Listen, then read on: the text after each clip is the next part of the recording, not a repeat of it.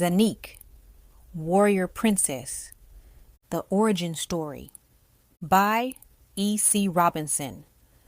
I dedicate this book to my husband. Honey, thank you for loving and supporting me throughout this adventure. You gave me the strength to write, and now it can be shared with the world. This one's for you, my king. Warning: this book does not indicate that anyone has been abused.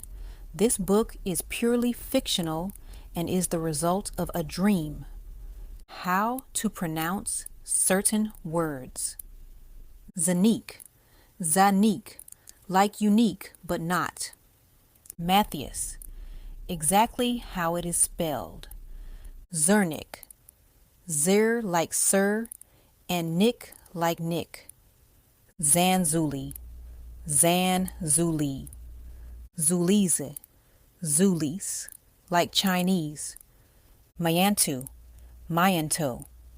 Kyoto, Kyoto. Kromishkov, exactly how it is spelled. Prologue, cries echo through the halls of the palace. "The baby's here! The baby's here!" A maid cries out. King Matthias hurries into the bedchamber to see the queen holding the beautiful bundle of joy. "It's a girl, my love. Come say hello to your daughter," the queen says. Matthias walks over and sits by her side. Taking the baby into his arms, he stares at the little beauty. "She is just as precious as can be, Marie," he speaks. Observing the little one from head to toe, he focused on her eyes, which gleamed a bright golden yellow. Never had he ever seen such beautiful eyes. "We have to name her, you know." The queen gestures. "This is true," he says. "but what should we name her? I want it to be perfect, just like her." Before the queen can say a word, a knock sounds at the door. "The maids know not to interrupt us at this precious moment, so who could that be?" Matthias barks. Not the guards, and especially not their assistant, who made sure everyone dispersed. Suddenly, the doors to the balcony swing open with a gush of wind flowing in its wake. 3 figures float into the room from the shadows. All 3 of them look dark and sinister, wearing long black cloaks that covered them from head to toe. Their hands are folded on their chest gracefully, and you cannot see their faces. After coming to a stop, they turn to the king and queen and say in unison, "Fret not, your majesties, for we come in peace. We are the seers 3, and we come with a prophecy." Their voices are deep and ominous. Marie shudders at the thought of how creepy they sound. The king draws his sword without hesitation. "Stay back," he roars. "A prophecy is underway, for a princess is born on this very day. The 16th year, a decision will be made. The ultimate battle of good and evil will be waged," says the seers. Concern grows on the king and queen as they continue. "Protect her and guide her, for this is an important task. Not heeding this warning will unveil the mask. A betrayal in darkness falling awaits. When the blood moon rises, death anticipates." Without warning, they shoot backwards out the same way they came, and the doors slam shut. Matthias and Marie stared at each other nervously. Suddenly, the door to the bedchamber opens, and a guard appears in a panic. "The palace is under attack, sire," he cries out. A loud bang causes the room to shake. Instantly, Matthias is on high alert and hands the baby to Marie. "Get somewhere safe, my love. I will handle this," he says to her. She nods and begins to stand with the help of her housekeepers, who quickly found their way inside. Matthias stands and faces the guard. "Secure the palace and guide the queen to the—" "Wait," she yells and grabs his arm. "Let's name her Xanyic, after our home. Zanzuli is not only a great nation, but the representation she gives will give the people hope." Matthias kisses her and smiles. Xanyic it is then. Isn't this sweet? A deep voice speaks in a low, evil manner. Matthias flinches and he slowly turns around. His eyes go wide when he sees his best friend in the doorway stabbing his guard in the chest. What the fuck are you doing, Xanyic? Explain yourself. I have come for the child. Her powers will serve me well. He says. Matthias growls at him and races forward, grabbing him by his chest and shoving him onto the wall. Over my dead body. He yells. How could you do this? I thought you were my friend. Xanyic chuckles. We are friends, Matthias. You will always be my friend. But friendship is not enough for me. I want more. Xanyic pushes off the wall and they begin to fight. Matthias punches him in the stomach. Xanyic throws him onto the floor and they continue for the next few minutes. Marie cries in the corner and feels like she needs to do something. But she knows she must protect her baby. Then a thought pops into her head. She places the baby onto the bed and casts a protective spell on her. You will be fine, my darling. Just wait here. She pushes off the bed and grabs one of the collective swords her husband keeps in the corner. Stay away from my husband, you monster. She demands. The sword begins to glow brightly, and she begins to lunge forward. Another loud boom erupts throughout the palace, and everyone falls on the floor. The floor cracks around the bed, and Marie begins to panic. Matthias, the baby! She yells. Everyone looks at the bed and freezes. Next thing they know, they see Xanyic floating in mid-air with a glowing light shining around her. She is crying, but no one can get to her. And then she vanishes. No. Tragic, right? Well, you just wait. Our story is just beginning. Chapter 1. I stare into the mirror of my bedroom. Sporting the black grunge look of my favorite rock band, black ripped jeans and platform boots, I sighed in utter boredom.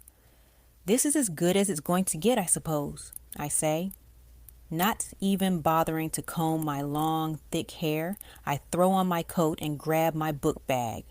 Sarah, get your ass down here now. My uncle yells from downstairs. Ugh, I grunt, throwing my head back. I'm coming. Rolling my eyes, I fly out of my room door and descend the stairs. As I reach the bottom step, I am greeted with the smell of heavy smoke and alcohol. What the hell took you so long, girl? You better not be late for school again, or it's the attic for you this weekend. My Uncle Tommy stares at me while pulling a puff of his cigarette. It's not even 8 o'clock in the morning yet, and he is already drunk. You can tell he has been up all night from the dark circles under his eyes and the fact that he is still wearing the ketchup-stained shirt and jeans from the night before. Man, he looked a mess. He also reeks like he hasn't showered in a few months, but I know not to tell him that. Doing so will cause more issues than I can handle right now, and I try to avoid the punishment of the attic as much as possible. I clear my throat and ask, is Aunt Carol driving me to school today? As if on cue, she cuts around the corner grunting. And why in the hell would I do that? You got 2 damn legs, you can walk to school. I am not wasting my gas or time with you. But it's 3 blocks away to get to school and it's pouring outside. I utter in protest. Don't you sass your aunt, little girl. My uncle snaps.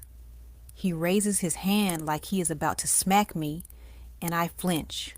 I know what you're thinking. How can your own family treat you so poorly, especially on your birthday? Yes, it's my 16th birthday today and no one seems to care.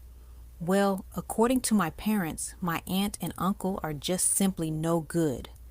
And no one would think that it was a smart idea for me to live with them. But unfortunately, My parents died when I was 10 in a car accident while I was sleeping over at a friend's. I used to live in North Carolina with them before I had to move in with my aunt and uncle who now live in Florida. They just couldn't bear to see their only niece be passed around in the system and be given to cruel and terrible people.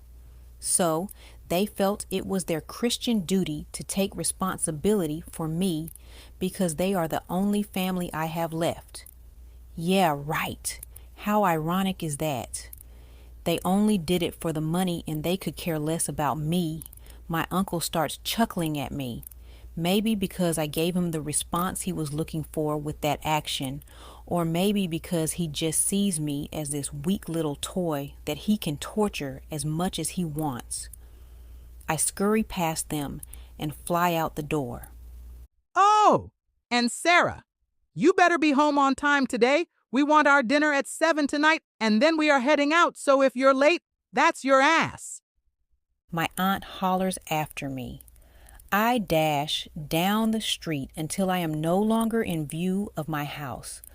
When I know I am in the clear, I pull out the umbrella from my book bag, thanking God that I remembered I had it stored in there for moments like this. Pulling it out, I try to hurry along before I miss first period. Chica, it's about time you got here. What took you so long? You almost missed the bell. I walked into my first class to find my friends, Candace and Rachel. Candace, or Candy for short, looks at me with her usual sassy demeanor. Candy is an African American with long, brown, wavy hair, smooth, dark skin, blue eyes that can stop traffic, and has a lot of attitude. Not the bad kind of attitude, but the intimidating kind that leaves people feeling like you're weird and don't want to be around you.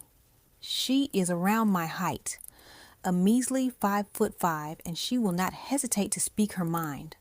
A lot of people would label her ghetto, but I believe she has the kindest soul ever.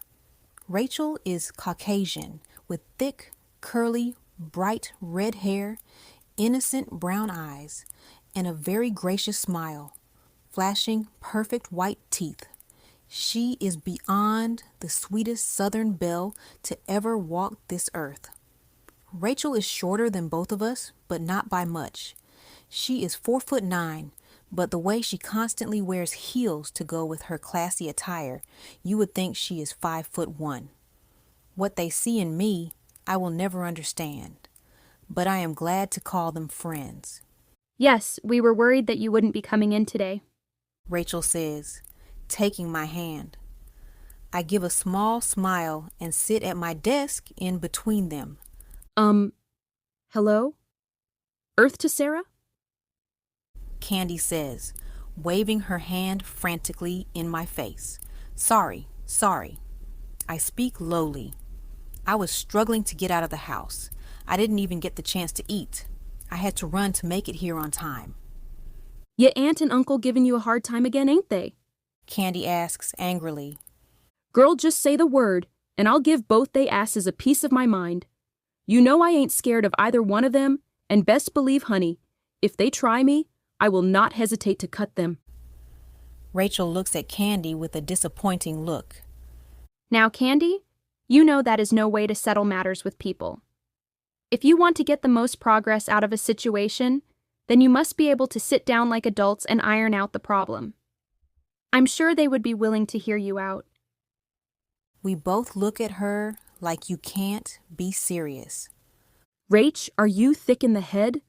You know damn well this ain't no fairy tale and they ain't gonna listen. Candy protests. I nod in agreement. We all know my aunt and uncle to be cruel and harsh, so there is no way talking to them will help the situation. I say to her. All right, class, settle down. Mr. Santiago announces. Everyone find their seats. I sigh with relief that this conversation is over and slump in my chair. Candy leans over and whispers, I hope you know this ain't over, and we will finish this conversation later, Miss Thang. I roll my eyes at her and smile. For the next few hours, I quietly write in my notebook each lesson the teachers give, awaiting lunch so I can relax. The day goes by in a blur as two of my classes have already passed me by, and lunch finally comes around. I always have mixed feelings about lunch. I like it because I can sit with my friends for half an hour and enjoy their company. I despise it because the populars do not hesitate to pull a fast one on me and somehow end up embarrassing me. I grab my lunch and quickly make my way to the back of the cafeteria so that I cannot be seen by them. Candy and Rachel find me with my head down and hurry over to me. Girl, if you don't hold your head up, we will not have our best friend sulking and trying to hide on her birthday. Candy says confidently. Yeah, Sarah Candy is right. It's your birthday. You shouldn't be hiding like this, Rachel says. I look at both of them and put my head back down. Y'all know why I do this, I say to them lowly. I am not in the mood to deal with Tiffany and the torture squad. I am not feeling too good, and I want to get through this day without any issues. Before I know it, here comes Tiffany. Tiffany, like every other story, is the most popular girl in school. She is captain of the cheer team. She was prom queen, head of the honor society, and blah, blah, blah. To me, she is just another mean girl in the sea of mean girls who somehow, in some way, all want to shoot arrows at me. Oh my gosh, Sarah, I totally heard it was your birthday today. Is it true? Tiffany asks, smiling. She seems a little too giddy to talk to me, I think to myself. Fuck off, fake ass. We don't want you over here. Candy snaps. Tiffany just smiles and takes a seat. Her minions stand behind her, one holding her purse and phone, and the other holding a present in her hand. Come on, guys. We come in peace, she says innocently. She snaps her fingers, and her minion Carolyn hands her the present. She places it on the table and slides it to me. Happy birthday, Sarah. 16 is a big number, and I wanted you to feel special on your day. I stared at her intensely, my suspicion of her growing by the second. This present looks questionable to me, Rachel says to her. If you don't want it, then you don't have to have it, and I can return it, she snaps. I stare at the present a while longer before she stands up. I'll let you think it over, huh? If you do not want it, then you can leave it on the table, and I will take it back to the store. Tiffany flashes a smile and retreats to her usual table with her friends. I don't trust that heifer to save my life, honey. Candy says, I would just leave it right there, or better yet, throw the shit back in her face and tell her to fuck off big time. Yeah, Sarah. We all know that Tiffany and her goonies are always up to no good. I look at both of them.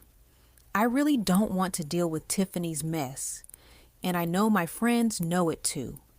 Do I really want to indulge in their childish games knowing I am not in the mood nor am I feeling well? I think to myself. I do not know the feeling that is producing in my body, but it's unsettling. I feel like a wave of energy is building within me.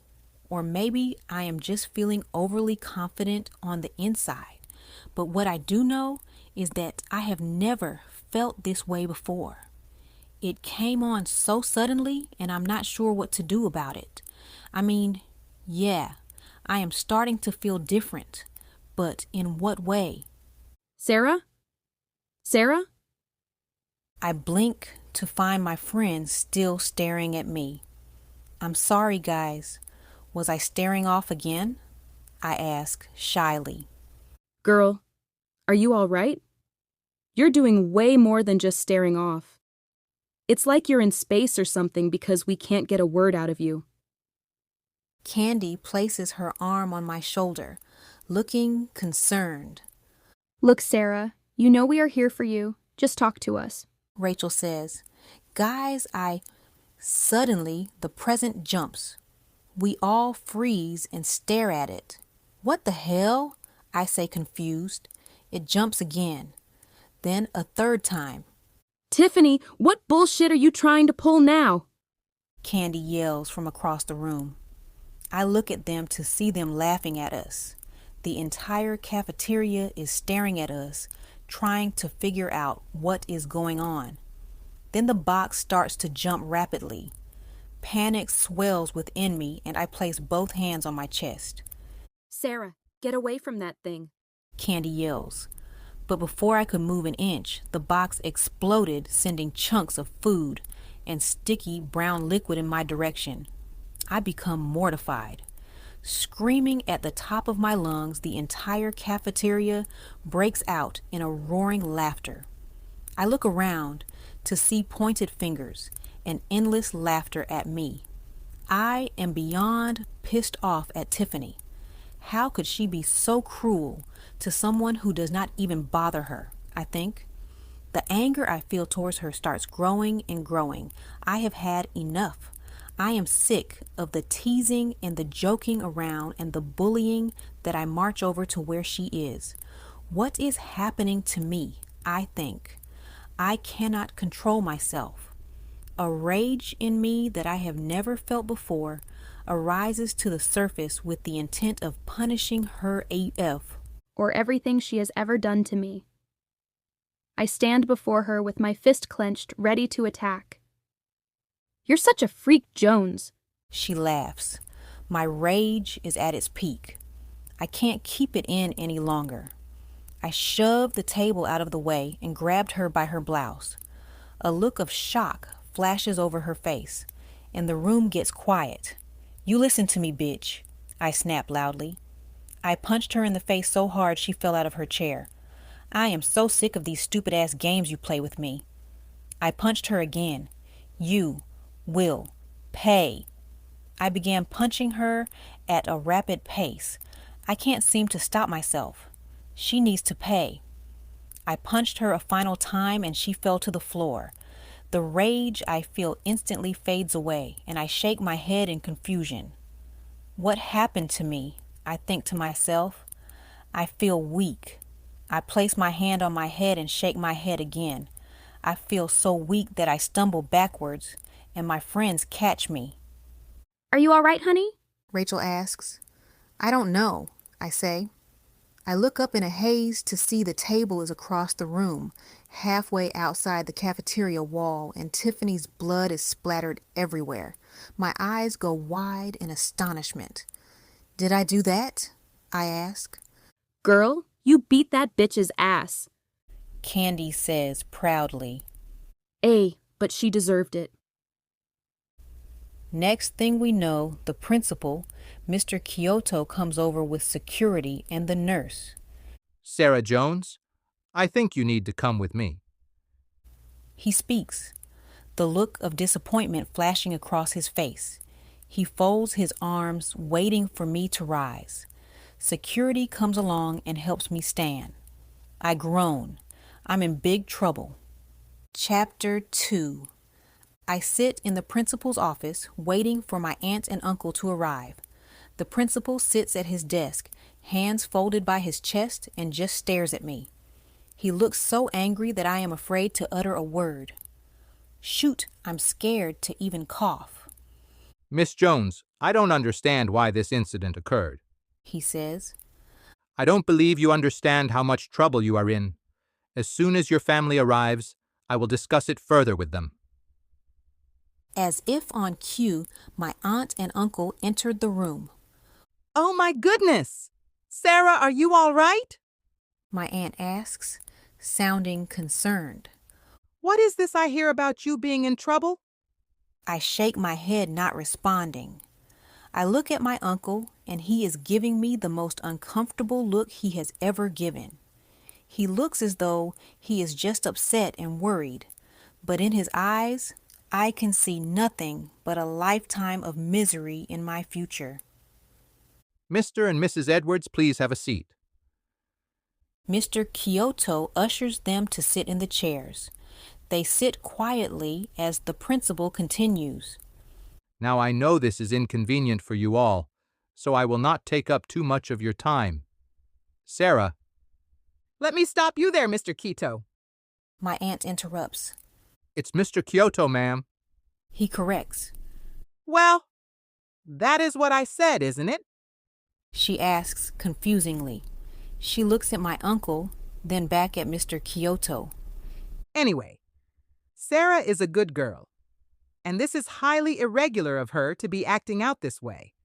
Now she tells us she has been bullied, and it seems she finally snapped her cap. So, I believe that this was an act of self-defense. I look at my aunt in astonishment. Did she really just come to my defense like that? What's the trick? Maybe the sky is falling or something. I know my aunt, and she does not give two shits about me, so why is she acting this way? I paused, and then it dawned on me. She wouldn't have an automatic change of heart. This must be for show, to show that she is a concerned aunt. I roll my eyes at the thought. That may be so, and yes, I agree she is an excellent student, but an assault of this magnitude can only mean expulsion. Mr. Kyoto said. What? I rise in protest. You cannot be serious? I start stammering my words. I get straight A's. I stay out of trouble. I help with any kind of volunteer work. Mr. Kyoto, I am one of your best students in this school. Tears start to fill up in my eyes. Miss Jones, please calm down. Mr. Kyoto says, I know of your accomplishments, but I cannot excuse the fact that you destroyed school property and put a student in the hospital. I was fortunate enough to make sure Miss Kromishkov's parents did not press charges. It's not like I meant to, sir. I explained the situation with tears rolling down my face. She came over to my table, carrying a gift. She said it was for my birthday, which is today, but it turned out to be a food bomb. I mean, look at my appearance. I raise my hands in a gesture of my body. You know as well as I that I did not arrive here like this. She really has been bullying me ever since I arrived at this school, and no one has done anything to get her to stop. At least I stood up for myself instead of thinking suicidal. Mr. Kyoto looks at me with anger. Would you like a dead body on this school's head? I yell. That's enough, Miss Jones. He snaps. Sit down now. My uncle grabs me by the back of my shirt and shoves me into the chair. He whispers in my ear. Shut the fuck up or I'll knock out all of your teeth. I sit back and fold my arms, feeling defeated. My uncle sits up and goes to ask, Are you sure she cannot just get suspension for an extended time or some community service? You know, something that does not get her thrown out of school. Mr. Kyoto shakes his head. Unfortunately, no. I cannot allow violence in my school, and I certainly do not want to start a panic with the other students or their parents because they are afraid of Miss Jones. I'm sorry. My uncle nods his head and rises to shake Mr. Kyoto's hand. We understand, sir. Thank you for your time. We all stand and head towards the door when Mr. Kyoto calls after me. Sarah, for what it's worth, I know you are a great person with incredible intelligence. Do not let others dictate your actions. Your future is bright, and we do not want something like this to keep you from whatever dream you seek. I nod my head, unable to stop the tears from flowing. Take care of yourself, okay? I nod again. He hugs me, and I walk out of the school with my aunt and uncle. Getting close to the car, I hear my name being called. I turn around to see Candy and Rachel running down behind me. Girl, we heard what happened. Are you good? Candy asks, out of breath. No, I'm being kicked out of school. I sob, and who knows what's in store for me when I get home. Look at their faces, I whisper. They both look up over my shoulder at my aunt and uncle, then back at me. Well, honey, just know that we will always be there for you, okay? And when you get away from the hellhounds, make sure you hit a sister up. Candy says, and then hugs me. Rachel looks at me with tears starting to form in her eyes. We are sure gonna miss you. She hugs me. Please don't forget to call us, okay? And maybe if you can, we can still hang out after school. I laugh. Yeah, we can definitely do that. They waved goodbye to me as I got in the car, and I watched as my two best friends fade from my view. The car ride home was scary quiet. No one said a word to me or to each other. I just knew they were going to kill me. Maybe they were plotting which death tools to use to decapitate my body. I think to myself, one cuts me up and the other digs a hole to bury me in. As soon as I thought about it, I shoved the thought out of my head. We arrive at the house, and I am terrified of getting out of the car. Get out, you piece of shit. My uncle opens my door and grabs me by the arm. He slaps me across the face. Look at the mess you got us in now. He slaps me again. You are in for a whirlwind of hurting, little girl. He takes his belt off and starts slashing my back with it. I take off running towards the house and he follows in my wake. My aunt leans against the car and pulls out her cigarettes. Tommy, baby, don't hurt her too much. She may deserve the ass whooping, but we can't kill her. My aunt shouts while lighting a cigarette. She takes a puff and slowly starts walking towards the house, laughing sinisterly. I ran around the house to try to at least tire my uncle out, but he charged at me like a bull. He sees nothing but red, and I'm the red cloth he must strike down. I ran into the kitchen. He struck my arm. The living room. He strikes again at my ankles. When I reach upstairs and almost to my room, he strikes me again with the belt, but this time it smacks me across my face. The pain is excruciating, and it starts to blur my vision. I struggle to focus, but I don't want to give up. I must get away from him. I look behind me to see how far he is away from me. I turned back around and immediately ran into the side of the doorway. I hit the wall so hard I passed out cold. I awake to the feeling of pain emanating all over my body. I feel like shit. I think to myself. I sit up to look around and notice that I am in the attic and it is raining outside. My head is thumping loudly and my face feels swollen. I look over to the mirror in the corner and see that my cheek is indeed swollen, an awful black and blue color. Oh God, I whisper. I look terrible. I grab hold of a box and try to push myself up, but the pain is too painful to move. I slump back down onto the floor and put my hands over my face and begin to cry. I start to relive the events of today and cry even harder. How could my life come down to this point? I ask myself. I don't understand it. How could one person have such bad luck and be condemned to such a terrible fate? I curl up into a ball and continue to cry until I cannot cry anymore. When I was finally able to stop crying, I scooted to the only window in the attic and propped myself against the wall to listen to the rain.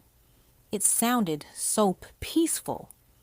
I actually enjoy the sound of rain, especially thunderstorms. I close my eyes and inhale deeply for the first time today. I stare outside into the backyard and say, I just wish my luck would change. No one deserves this kind of torture. I look up at the stars and whisper a silent prayer. I continue to look out of the window when I see a small glowing light in the corner of my eye. I look at the direction it is coming from when I see a small chest on the opposite side of the room. I make my way to the light, feeling strangely calm and warm. You would think I would be afraid of it, but I'm not. I reach the mysterious chest and place my hand on it to grab it. As soon as I do, the light goes away. My hand slowly grab the box and place it on my lap. I lift it to see if it's locked and find that it is not.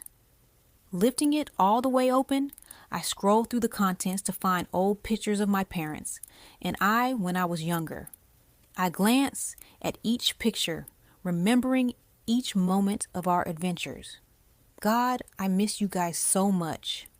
I whimper. I know it's been 6 years since they passed, but I could never come to terms with their death. They were my parents after all. They loved and nurtured me my whole life, supported me when I wanted to pursue a goal. They were there for me through my heartbreak and so many more precious moments. My chest starts to feel heavy and my heart starts hurting. I cannot contain my tears as I continue to stare at their faces. Mom, Dad, I whisper, I miss you guys so much. I'm sorry I let you guys down. I hope you can forgive me. I clutch the photos and hold them to my chest. After holding it for a few long moments, I pull them away and continue to dig through the chest. Little trinkets my mother kept, badges from my father's Boy Scout troop, a torn piece of cloth, and some birthday cards. I guess that's all they decided to leave, I say. I start to put the items back into the chest when a letter falls on the floor next to me. I look at it, and it has my name on it. I put the chest in between my legs and grab the letter. I open it and see the beautiful cursive handwriting. I ran my fingers over it and realized that it was my mother's handwriting. Why did she write me a letter, I think? Pushing the questions out of my head, I read the letter. Dear Sarah, if you are reading this, then that means that your father and I have passed away. I am writing you this letter to finally tell you the truth about yourself. But before I get into that, I need you to know that your father and I love you very much, and nothing on this earth or the next will ever change that. With that being said, we both wanted you to know that you are adopted and that we are not your real parents. I froze. I stared at the parchment in disbelief. Adopted. The word echoes in my head. This cannot be happening. I whimper. Tears swell up in my eyes, and I cannot contain them. They trickle down my face, slowly at first. Then a waterfall of tears spur out of me. How can I be adopted? I say through my sobs. I try to pull myself together and continue to read the letter. Please do not hate us. We wanted to tell you when you were older, but as you can see, we never got the chance to. We found you in an alley around the corner from our house. It was around the area where the old mechanic shop was located. There was no name, no letter, or anything for us to identify you. We went to the police to see if we could find your parents, but no one claimed you. We couldn't let you go once we had you, so we adopted you ourselves. All we have that is originally yours is the emerald green silk blanket that you were wrapped in. The blanket has a crest on it, and I believe it is your family's crest. Now, my little dove, you know the truth. We want you to be happy. So, if being happy means coming up with a plan to find your real parents, which I already know that you are, then you go and be happy. You can start by going back to the shop and looking for clues. It's a risk, but I know you can figure it out. Good luck to you, my little one, and just know that your father and I will always be with you, okay? Love always, Mom. P.S. Please pack plenty of clothes, be mindful of strangers, and do not do anything impulsive. Gives us peace of mind in the afterlife. I chuckle at my mom's final words. Still being a mother even after you have passed, I say. I fold the letter back up and pull out the silk blanket. I notice that it's torn down the middle, which explains the other half I tossed on the floor next to me. I pick the other half up off the floor and fold them both together. I came across the crest that my mother mentioned and tried to make sense of it. I see two golden birds standing opposite from each other, looking away from each other. The birds look spectacular, but I frown at the thought that this species is unrecognizable. Pushing the thought aside, I continue to stare at it. Both birds have one foot clutching onto what looks like a very beautifully woven vine that makes up the entire crest. Finally, the other foot clutches a white ribbon that has what looks like a family motto. The words, however, are in a language that I cannot understand. But if I find my family, I say with a sly grin, they will be able to tell me. So, gather everything, place it back in the chest, and begin planning my escape. Chapter 3. I awake to the sound of birds chirping and the sun beaming on my face. I jerk myself forward to avoid the light, being that it is too bright for my eyes. I look around and see that I am still in the attic. I groan at the thought. Sitting up and propping myself up on the wall, I rethink my plans to escape. I stayed up well past midnight to make sure that my plan would work. It would be a risky one, but I know that I must get out of this house as soon as possible. Nothing was holding me back from leaving. Reading that letter from my mom gave me the courage to take charge of my life. No more being pushed around, no more being abused, just nothing but pure freedom. It was so close that I could just feel it throughout my entire body, and I knew I had to grab hold of it. The only way to really achieve it was to leave.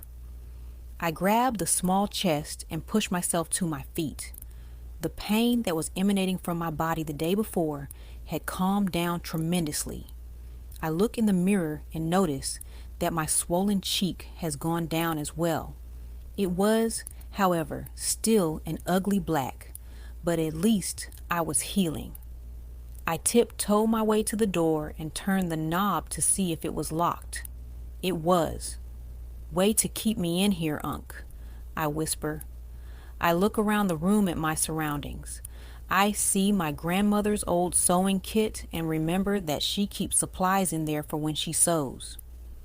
I made my way to it and started digging through the kit box. I stumble across a few bobby pins and begin to thank the heavens that she kept them there.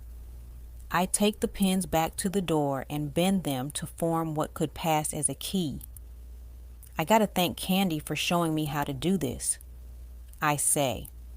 Back when I was younger and first meeting Candy, we used to get into lots of trouble. She even showed me how to pick locks on old doors. You never know when you need to sneak your way to freedom, honey. I remember her telling me back then. Chuckling at her words, I bend down and try to pick the lock. After trying a few times, the door lock clicks. I turn the knob and smile when it slowly opens with a low creak. I stick my head outside the door and listen to see if my aunt and uncle are awake. Hearing them last night, it was clear that they were beyond drunk and could possibly still be asleep. I grab the chest and tiptoe my way down the steps onto the second floor. I peek around the corner and they are nowhere in sight. I take a deep breath and slowly make my way to my room. It's clear that they are still asleep, and a good thing too.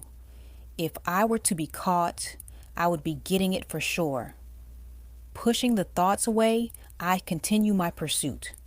I get a few steps away from my door and I hear a creak in the floor. I freeze. Lord, please don't let them hear that and wake up, I whisper.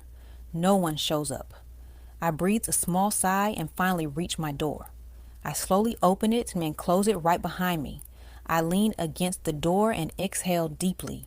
I completed step 1. Thank God. Halfway done. Father, please be with me, I think to myself. I sit the chest down on my dresser by the door and grab my book bag that was left on my bed. I frown as I stare at it. I'll no longer be in school with my friends. I think to myself, I will miss them. I need to be sure to call them when I get the chance. I shake my head to push the thoughts away. I gotta stay focused. They will be waking up soon. I empty my bag and grab some clothes and other necessities and shove them all in there. Placing the small chest at the top, I zip up the bag and wipe my forehead. I look around the room and nod my head as a final goodbye. I grabbed my book bag, threw it on my shoulders, and made my way to the door. Now, I just gotta get past their room and out the door without making any noise. I think to myself. I crack open my door and look to see if anyone is out in the hall. When I see no one, I quickly walk out of the room and close the door behind me. I turn around and tiptoed once again to the stairs and slowly walk down them. I make it downstairs without being noticed and make my way to the kitchen.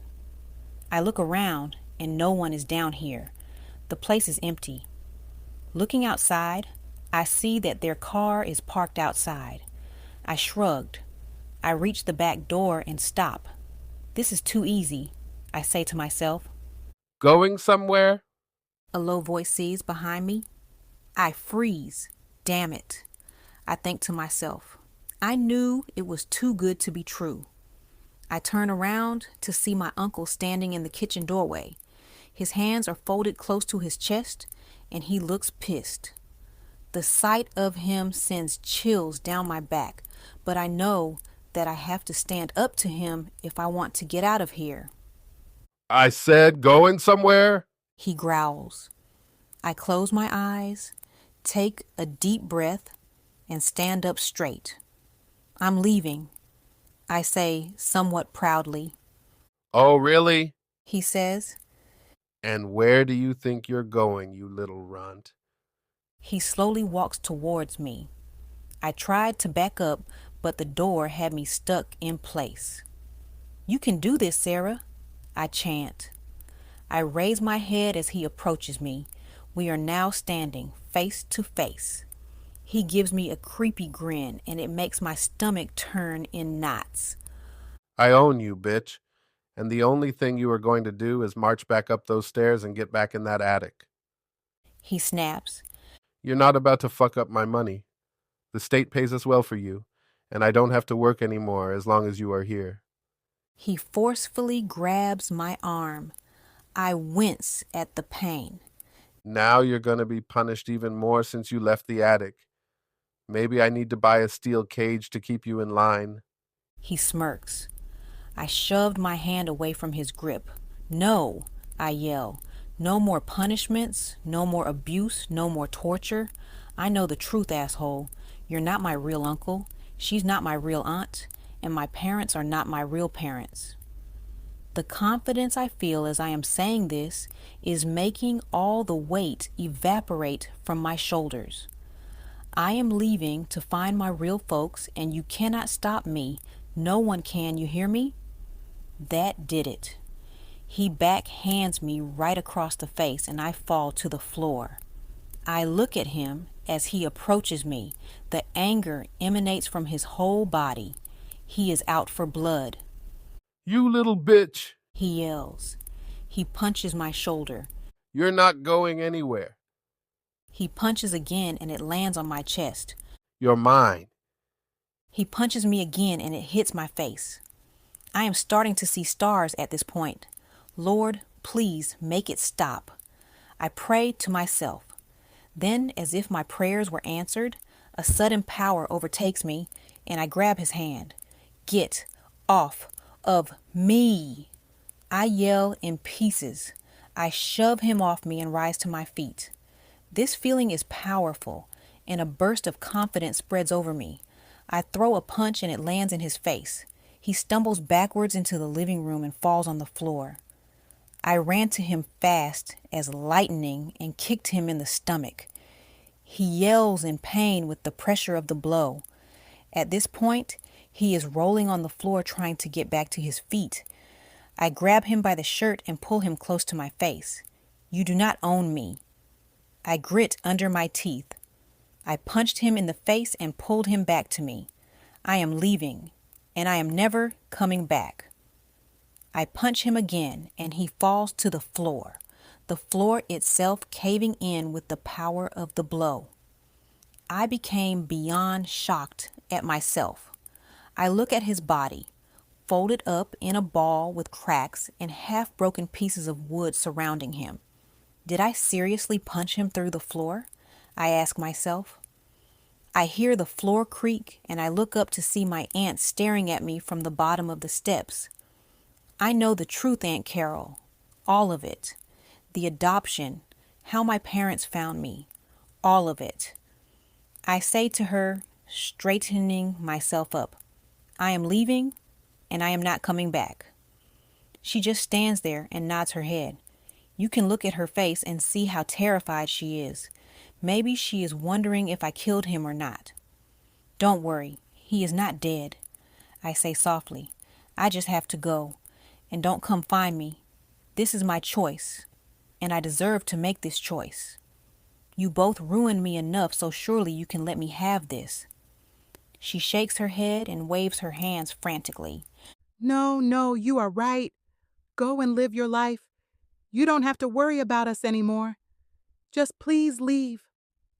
She really is scared, probably worried that I will hurt her too.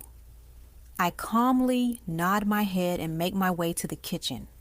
I looked in the cookie jar and took the emergency cash that I know is mine, that they hid from me, and put it in my book bag. I look back at her, and she is still in the same place, staring at me. I nod and walk out the door to freedom. Chapter 4. I walk down the street from the house, elated to finally be away from that hellhole. I look around and stumble across the park. It's Saturday, so the park is flooded with children running, jumping, and playing. I breathed in deeply and exhaled, not knowing that I was holding my breath. It feels good to be able to finally breathe. I smile at the thought. Taking another breath, I start walking down the road again. I reach the corner and look around. I have to find my way to North Carolina if I am going to find my parents. I say aloud. I turned the corner and saw the gas station. I walked to it thinking maybe they have a map or I can get directions to the bus station. Picking up my paste, I grab a scarf from my bag, cover my face with it, and make my way inside the store. Welcome to the Handy Mart. The cashier says dully. You could tell that she was bored and didn't care about her job. I walk up to her and say, Hi, do you by chance sell maps? She looks up at me from filing her nails. What? She says with attitude. I said, Do you sell maps here, or can I get directions to the bus station? She rolls her eyes at me and goes back to filing her nails. Why would we sell maps in a gas station? Those things are old as fuck. She says dryly. I shake my head at her words. Guess I'm not going to be getting any help here, I say lowly. I turned around and found an elderly lady behind me smiling. Hello, my dear, she says happily. I smile at her. Hello, ma'am. I'm sorry to bother you, sweetie, but I couldn't help but overhear your question. Her smile gets wider as I look at her. You don't need a map to get to the bus station. It's about 5 or 6 blocks down the road. That way. She points. I look down the road and back at her. Oh, thank you, ma'am, I say with excitement. Oh, it's no problem, dear, she says back. I purchase some snacks and set my sights on the road to the bus station. I barely make it to the station, and I see a long line of people boarding the bus. I look at everyone boarding, and I begin to get nervous. I ran to the ticket booth and trip over my own 2 feet. I jump back up and brush myself off. Sorry, I say nervously as I look at the clerk. He looks at me with concern. Can I help you, little lady? He asks. I nod my head. Yes, I would like a ticket to Charlotte, North Carolina, please. He stares at me, not sure if I'm serious or not. By my appearance alone, I look like I am trying to run away. He sighs. Go home, kid. I am not losing my job just because you want to run away from home. I shake my head. I'm afraid I cannot do that, I say maturely. He looked at me, surprised at my words. Excuse me? He says. I lean on the counter. Here's the thing, sir. I begin. I am not running away, and frankly, what I am doing is not your concern. Now it is of grave importance that I make it to my destination on time. So, are you going to do your job and issue me a ticket, or do we need to get your supervisor here? I know that I am pushing it a bit by trying the man, but I need to get this ticket and leave this place as soon as possible. Plus, now is not the time to play the hero. I am pressed for time. He shakes his head and smirks. Fine. Will it be one way or round trip? I smiled at him with relief. One way, please. He goes to his computer and types in the destination. After a few minutes, he says, Okay, if you want the quickest route, it will be $255.98. I nod my head as I reach into my book bag for my money. As I count the correct amount, he says, If you want to catch that bus, then you must hurry. It leaves in 5 minutes. I handed him the money and grabbed the ticket. Thanks, I say just before running out to the bus. I look around for the correct bus and see that it is about to pull off. I wave my hands and dart my way towards it. Wait, don't forget about me, I yell. The bus does not stop, and I begin to worry that I will miss it.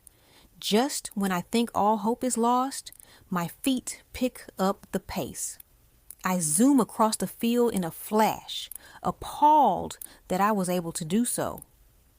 As I got closer to the bus, I tried to slow down, but I couldn't. I slam into the bus, and it comes to a quick stop. The door opens up, and the driver comes to my side. Are you crazy? You could have hurt yourself, you know. I place my hand on my head and groan. I'm sorry. I didn't want to miss the bus. He shakes his head and helps me to my feet. You're insane for doing that. But I'm glad you are not hurt. I smile at him as he escorts me onto the bus and into a seat in the back. Now, if there are no other interruptions, I would like to continue on my route. Let's just hope this stunt of yours doesn't delay anything. I hold my head down, feeling bad. Sorry again. He walks to the front of the bus and begins to drive. I slouch in my chair, feeling relieved I made it. I exhaled slowly, trying to register everything that happened today. I still can't believe that I beat Uncle Tommy up and broke the floor in the process. I think to myself, and how was I able to push the table through the cafeteria wall? Was I ever this strong before? Or fast? I don't remember any of this. I look out the window and watch as different buildings pass by as we make our way to the highway. Leaving Miami is something I never thought I would be able to do, but the thought of it was comforting. I finally get to go back home. Well, what passed for a home since my family is not my family. I look in my bag and pull out the photos of my mom and dad. What's happening to me? I ask as I stare at the photos. Maybe if I do find my parents, they can give me some answers. Lord knows I need them. I place the photos in my lap and try to relax. It would be a long drive to Charlotte, so I might as well get comfortable. Eventually, I drifted off into a heavy sleep. As I slept, a man and a woman appeared to me in my dream. I cannot see their faces, though. They look as though they are towering over me, as tall as mountains. A flash goes by, and I see a whimsical land with a beautiful planet in the background. It's nighttime, and everything in sight looks magical. Fireflies hover over almost every square inch of the place. It looks beautiful and yet familiar. The sky is purple and blue with millions of stars dazzling in the night. It disappears, and another flash appears. Chaos erupts. Creatures are screaming. The moon has turned a horrifying red. Buildings begin to break and crash everywhere, and trees are on fire. It's a giant nightmare. A dark figure stands before me. I cannot make out who the person is, but I can see their eyes. They were a bright golden yellow and ended up changing to a sinister red. The figure casts spells that spread across the land. I watched as the person slays innocents. It then looks at me, stands before me as nothing other than the epitome of pure evil. It smiles a viciously creepy grin and floats towards me. The figure then strikes at me, and I jump up in sheer terror. My hands are clenched, and I am drenched with sweat. The couple in the next seat look at me nervously. Are you all right, sweetie? The lady asks me. I sit back down and place my head and my hands on my lap. Yeah, I am fine, I say. What was that? Who was that? I think to myself. The lady gets out of her seat and quickly sits next to me. She takes my hand into hers and say, I see you had a nightmare. I do hope you are okay. I look at her and smile. Yes, I will be okay. Thank you for being so concerned. She is a dark-haired beauty with smooth cinnamon skin. She looks like she could be a model. She is tall and slender, and she definitely can dress. She is wearing a mid-length black pencil skirt with a yellow blouse. The lady looks to be in her mid-20s, and the man his early 30s. He, however, looks like he is a professor or scientist because he is seriously dressing like a nerd. His brown hair is swooped to the side, and he is wearing a button-down shirt with pins sticking out of the pocket. His pants are also pleated and looks like he is wearing penny loafers. From the looks of it, he appears to be her husband. The man leans over and says, It's no problem. My wife and I always try to help others when we can. She nods happily. Yes, we do, She says, and seeing that you look very young and are traveling by yourself, it wouldn't hurt to give you a meaningful conversation. I mean, we all are going to be on this bus for quite a while, so why not get to know each other? They seem to be very nice people. They were nice enough to check up on me even though they do not know me from a can of paint. I smile in agreement. I would like that very much. The lady claps her hands in excitement. Oh, yay, She says, I'm Judy McIntyre, and this is my husband. Benjamin McIntyre. He cuts in. He waves at me. Judy speaks again. And we are. She pauses, and they speak in unison. The tippy-tappy. Toe, McIntyre, pros. They finish with jazz hands, and I just stare at them in astonishment. I laugh in amusement. It's nice to meet you both. I'm Sarah Jones. Judy claps her hands. I love that name for you. It's so fitting, right, Ben? He nods in agreement. Then the bus driver comes on the intercom. All right, folks. We are now pulling off the road to get supplies and gas. So if anyone would like to get some food or snacks or just stretch their legs, now is the time to do so. The bus comes to a stop, and we all see that we are surrounded by restaurants and a gas station. I get off the bus so I can grab some food. I walk in and think maybe I should use the restroom before ordering. I make my way to the back when I see someone out the corner of my eye staring at me. I turn my head and look, but no one is there. I shrug and walk into the ladies' room. I use the restroom and walk back out to place my order. I get my food and notice the figure watching me again. I look quickly and see someone in a black hoodie staring at me. I started to get nervous and speed walk my way back to the bus. I get back to my seat and look out the window, making sure the person is gone, but the person is still staring at me. "Creepy much?" I whisper as the bus driver gets on the intercom.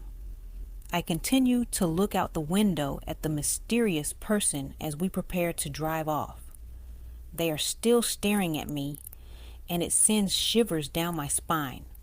I blink, and the person disappears from my sight.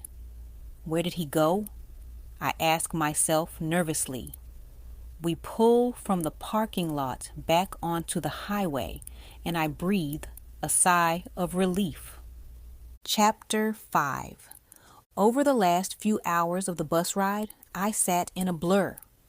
We were almost at my stop when the image of the stranger popped back into my head. I did my best to try to ignore the strange feeling in the pit of my stomach by talking to Judy and Ben.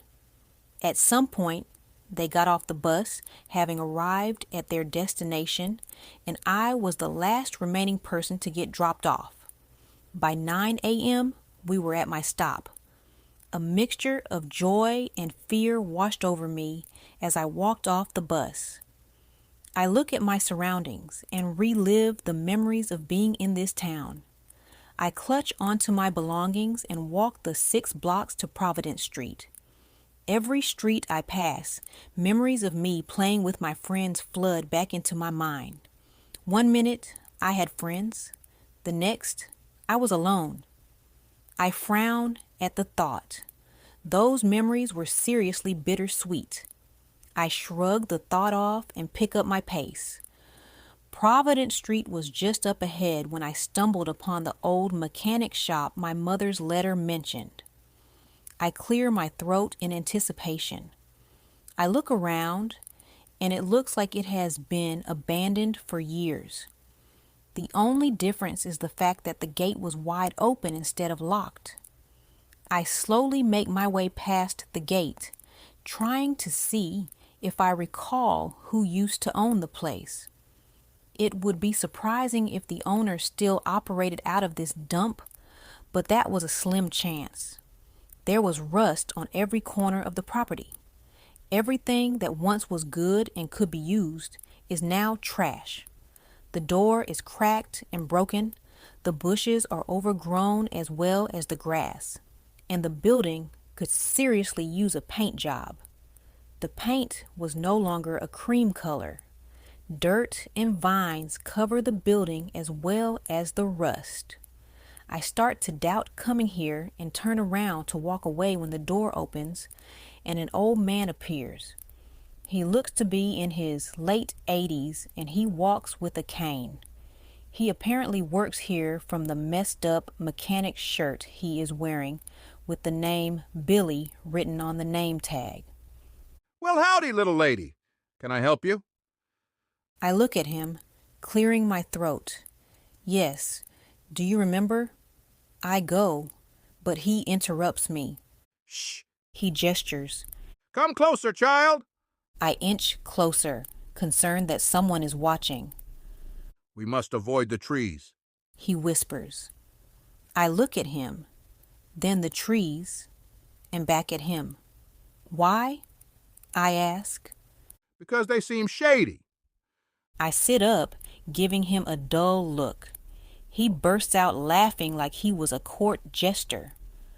Oh, I crack myself up. He wipes his face and gestures back at me. I'm sorry, sweetie. Go ahead. I nod.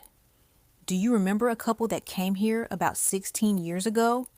A Charlene and Roger Jones. I reach into my bag and take out a photo of them for recognition. He looks at the picture, and within a split second, his eyes go wide. Well, butter my biscuits and season my greens. You're the little critter that we found. I look at him. We? He holds his hand out and gestures to me to come inside. We walked into his garage, and to my surprise, there is barely any tools or cars inside. There is, however, a couch, television, some leftover food, a pillow, and blanket. It's as if he lives here. Do you live here, sir? I asked him. He shoos me with his hand, saying, I like feeling comfortable, so I become a couch potato here. I can't be a starch anywhere else. He laughs again. His laugh is infectious, and I start chuckling too. He seems to be a crazy old man, but who am I to say? Now, little girl, I knew your parents several million years ago when I was younger. He begins. It was a dark and strange night, because it was raining and cold. I was closing up the shop and taking out the trash when I heard crying in the alley. Your parents were walking by when I reached the start of the alley, and we all saw you, wet and crying. Your mother is the one who picked you up, and they took you to the hospital. I never saw you again after that, but I did speak to them, and they said that you were doing good. I smile. Well, after all this time, I just found out that I was adopted. He walked over to the kitchen table and poured a cup of coffee. Well, I know that they were nervous about telling you, he says, taking a sip. I frown at his words. Actually, they passed away 6 years ago. His eyes went wide at the news. Oh, love, I am sorry to hear that. He takes another sip of his coffee, but I found out about all of this in this letter. I went into my book bag and pulled out the blanket so I could find the letter. As soon as I find the letter, Billy stands to his feet. Where did you get that blanket? He asks, astonished. I look at the blanket and back at him, confused. It was the blanket that I was wrapped up in as a baby. He hobbled over and picked it up. He ran his fingers across the crest and looked back up at me. Do you have any idea what this is? I shake my head in even more confusion. Before he could say anything, we heard footsteps. In walked 2 people dressed in black. I couldn't make out who they were until they took off their shades and revealed themselves. Judy? Ben? I ask. Look, Ben, we finally found her. Billy jumps in front of me and shoves me back. He takes his cane and pulls it apart, revealing a sword inside. Stay behind me, he says. Whoa, what the hell do you think you were doing? I asked him. He starts walking backwards with me in tow. They are here to kill you. No, they're no... I couldn't even finish my sentence. I looked over at them and they had knives and guns. They both looked at me with creepy looks and started speaking this bizarre language. Billy retaliated by responding in the same language. It was strange because while they talked, I could somewhat understand what they were saying. It was more like I could make out certain words they spoke. It was confusing the whole time. Then without warning, Judy and Ben started to attack. I was terrified because I didn't think we were going to make it. Billy, however, stood strong and ready to defend. Why would this old man want to defend me? He doesn't have a chance with these 2. I think, on cue, he takes his cane and starts to fight them. I stood there shocked because it was as if he had become a completely different person. He was fast, he was strong, and he could use that sword. As Billy is focused on Ben, Judy takes the opportunity to come towards me. I instantly became frozen. I was too shocked with terror to try to defend myself. I tried to move with all my might, but she came at me like a giant ready to obliterate the enemy. As she slashed the knife at me, I closed my eyes, praying I get out of this alive. A strong energy surged within me, and I waited for the pain to emerge, but nothing happened. I waited a breath, and then 2. Still, nothing happened. I opened my eyes to see that I was not in the same spot as I was before. I somehow ended up further away from her, across the room far. How did I end up over here? I ask myself. Judy looks up at me and runs after me. Billy looks over Ben's shoulder and yells, Kick the table! I act without thinking and kick the table as instructed. The table moves out the way and the floor opens up. Out comes a shelf with a set of beautiful twin daggers on it. The daggers are nothing like I have seen before. They have the blade in a unique, intricate curve that resembles a flame. A thinner blade is nestled on top of the bigger blade with the same design, but it curves in the opposite direction. The thinner blade has a sort of writing on it that is beautiful, even if I cannot read it. The handles are what took my breath away. The handles looked like white crystals with a rainbow color shine that draws you in. Around the crystal was a series of vines that went from the bottom to the top. Something came over me in that moment, like I just knew they were meant for me. I grab them without a second thought and start to think, how am I supposed to fight her with these? I don't know how to fight. I look at Billy, and he is struggling at this point. I brace myself and try to make my way to him. I strike at Judy, and she retaliates. I begin to dodge her movements, and I feel like I am flying. The daggers begin to glow a bright blue out of nowhere, and the vines begin to grow.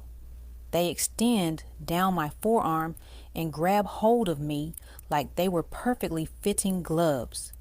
Then the blades retract. Judy takes the opportunity to slash my arm and I stumble backwards. I am about to throw the dagger handles down when the blades reappear. They sliver up the handle and extend longer until it reveals twin swords. I look at them with excitement. Oh, they are about to get it now. Chapter 6.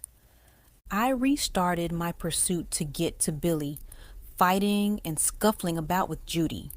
She is attacking like a maniac. She slashes left and right, and with every movement she makes, I dodge.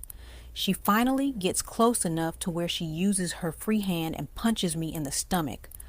I wince at the excruciating pain and try to kick her to knock her over. She jumps over my kick and slashes my arm again. At this point, I am beyond pissed.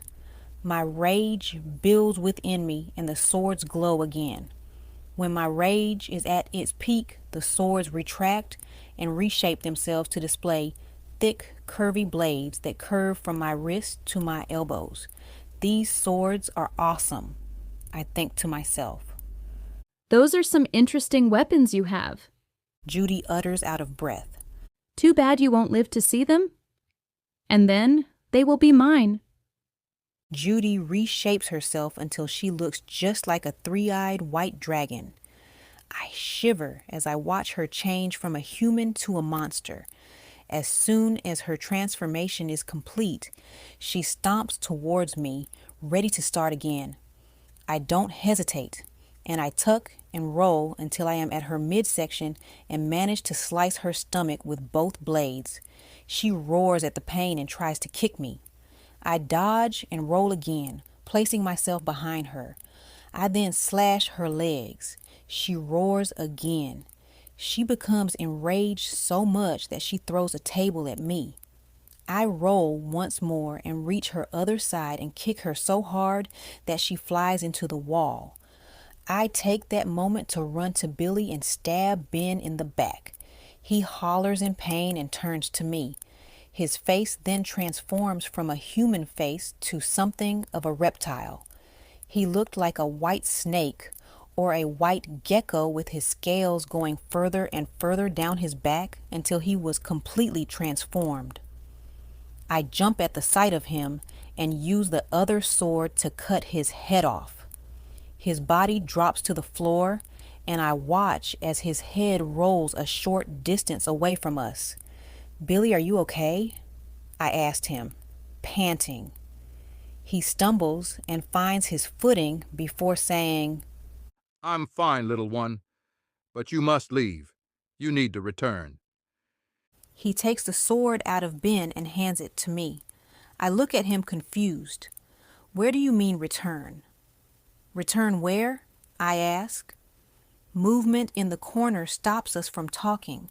We look over to see Judy beginning to rise from the rubble, and she freezes to see Ben in two pieces. Billy looks back at me and hands me a small circular object. There is no time, child. You must go. Judy screams in a rage and races towards me. Billy runs towards her and begins to fight her off. In the midst of the battle, he yells, Press the button and you will be sent far away from here. Tell them my auntie protected you. Everything he is saying does not make any sense. "I'm not leaving you behind," I yelled to him.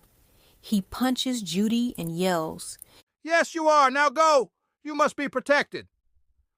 My heart aches at the thought of leaving him, but I listen. I grab my bag by the table, and as instructed, I press the button. I am thrusted forward, floating, and nothing but multicolored lights surrounding me. Those lights fly by me fast as lightning, and then change to stars, and space with swirls of purple and blue blending in. The entire sight looks beautiful. I had never seen such a sight before, and it makes me want to explore it. In the back of my mind, however, I cannot help but be nervous and scared at the fact that I do not know where I am going, and Billy could possibly be dead after I left him like that. Why would he go to such great lengths to protect me? He doesn't know me, but I am grateful to him because he did save my life. My thoughts are interrupted when it looks like I am approaching a star. This star is humongous, and the light is extremely bright yet comforting. I close my eyes, the light being too much to bear, and crash with a loud thud, and I am knocked out cold. I awake to the feeling of rain splashing on my face. I open my eyes and I find myself in mud. I sit up, wincing in pain. "Ouch!"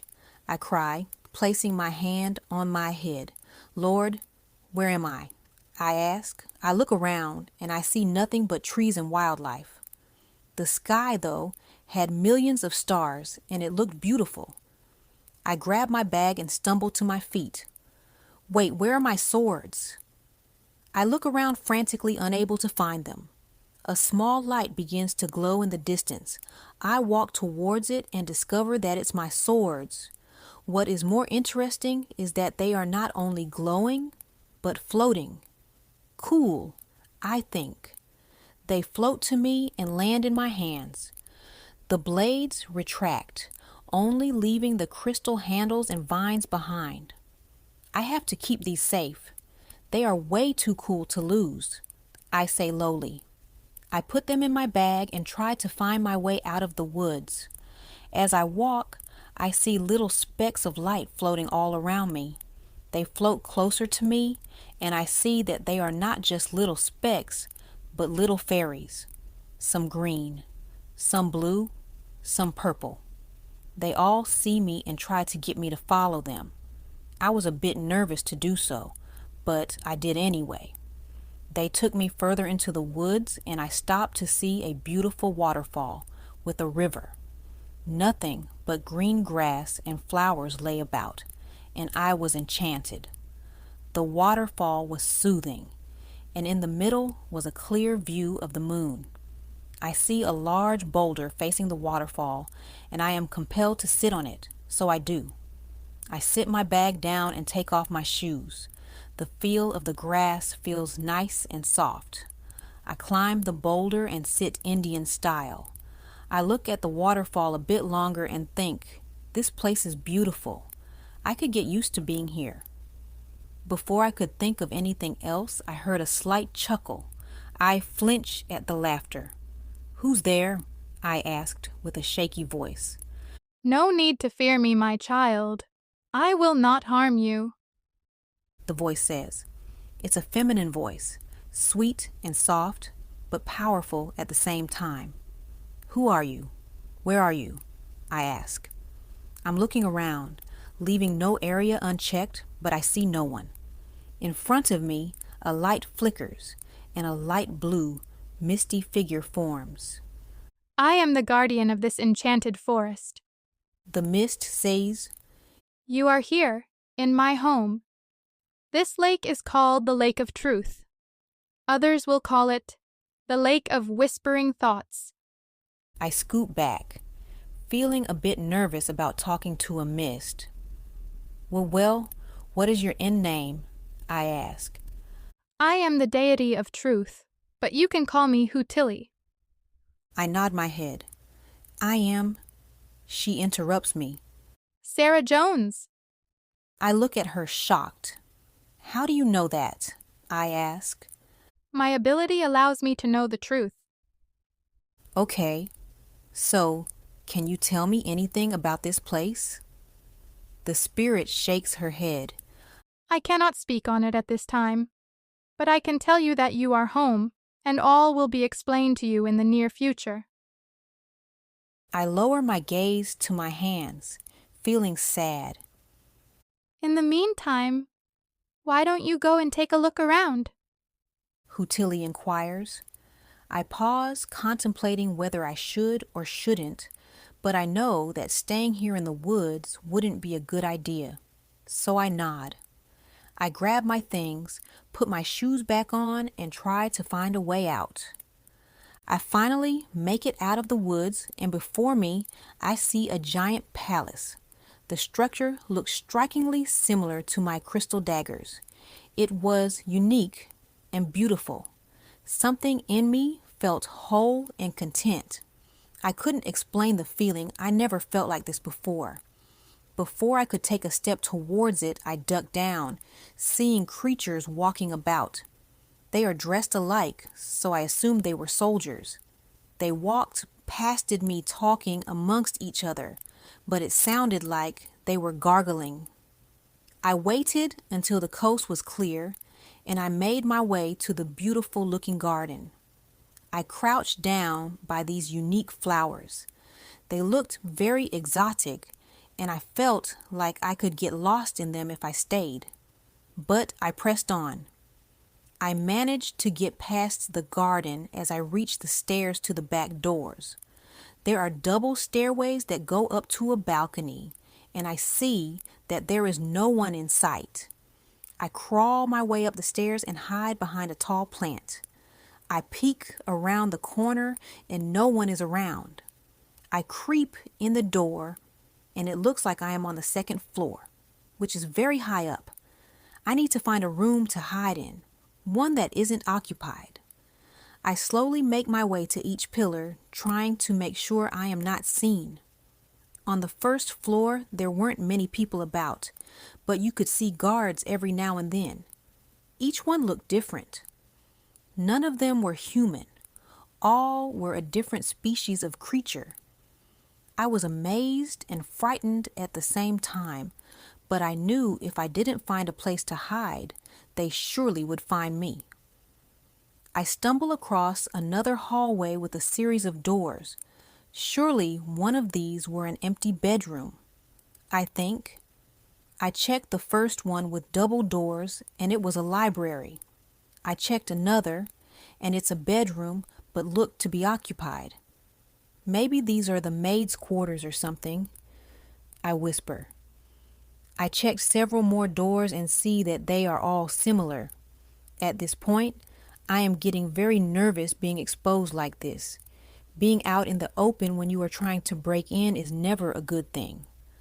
I turn around and make my way back to the first hallway so I can leave, and I almost make it when a door opens up and slug kind of creature, I suppose is a maid, slithers out. She stares at me, and I begin to get nervous. She screeches a loud scream, and I take off running. I get to the first hallway, and an alarm goes off, making me panic. I turn around and see guards running down the hallway, and I take a chance and jump over the balcony to the first floor. I land with a loud thud and begin to run away when I run into a huge brick wall. I looked up to find not a brick wall, but one of the soldiers. I don't let that stop me, and I try to get away from him. He grabs me and other guards surround me.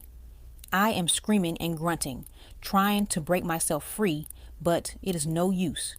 They are too strong, and I am just me. The alarm goes off, and the crowd of guards parts ways to show the king walking towards me. He is tall like a mountain, has really dark skin, a chiseled face, and angry eyes. I am already a mess, covered in mud from head to toe, my hair soaking wet and covering my face. He looks at me with rage, and I am scared shitless, but I don't show it on my face. I just looked away from him, appearing upset. Who are you? He asks. His voice is so demanding and strong that I flinch at his words. I am too scared to talk, so I remain quiet. He raises my head and asks again. Who are you? This time his voice gets louder and booms throughout the room. I still remain quiet. He growls at me and demands, Take her away. I'll deal with her later. I am lifted up off the floor and carried away when we all hear a soft, Wait. Everyone stops in their tracks and turns to see the queen. She stands before us in a white silk nightgown. Her hair was long, thick and black with curls that were halfway pinned up. She glides towards me as if she is floating on air. She reaches me as she stands beside her husband. She gives him a sideways glance and looks back at me. She walks closer and looks me in my eyes.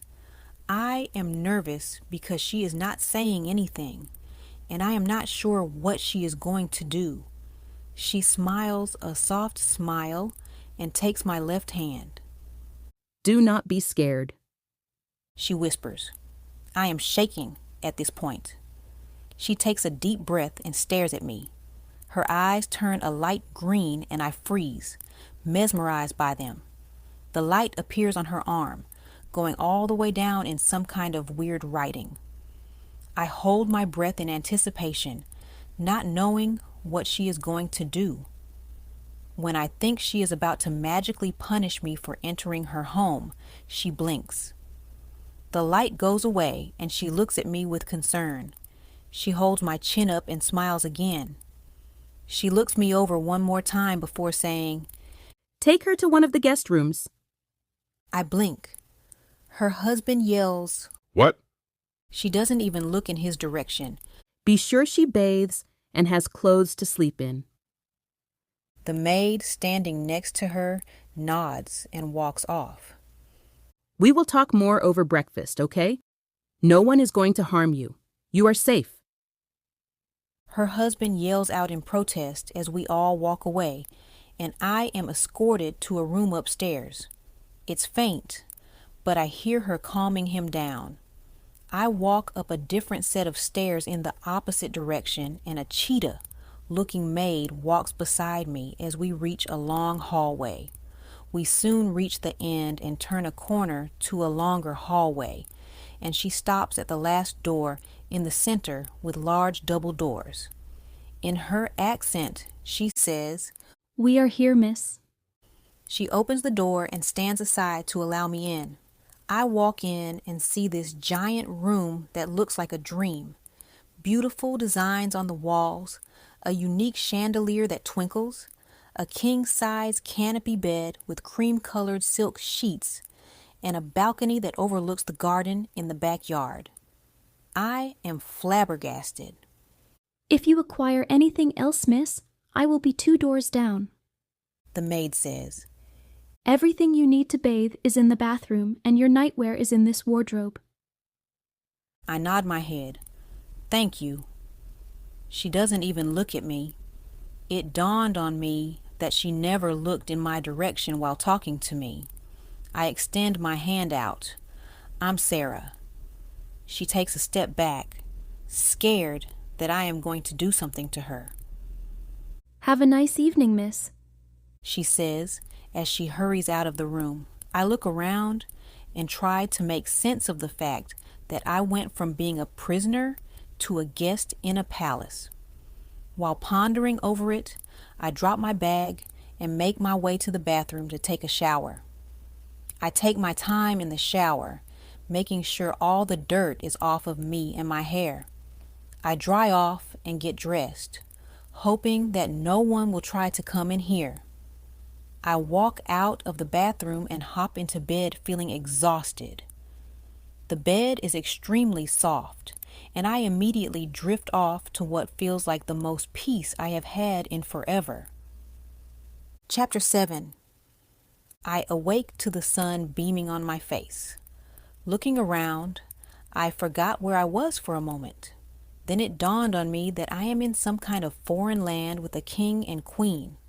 I sit up in bed and see that the maid from last night is standing in the room by the door. "Were you standing there this whole time?"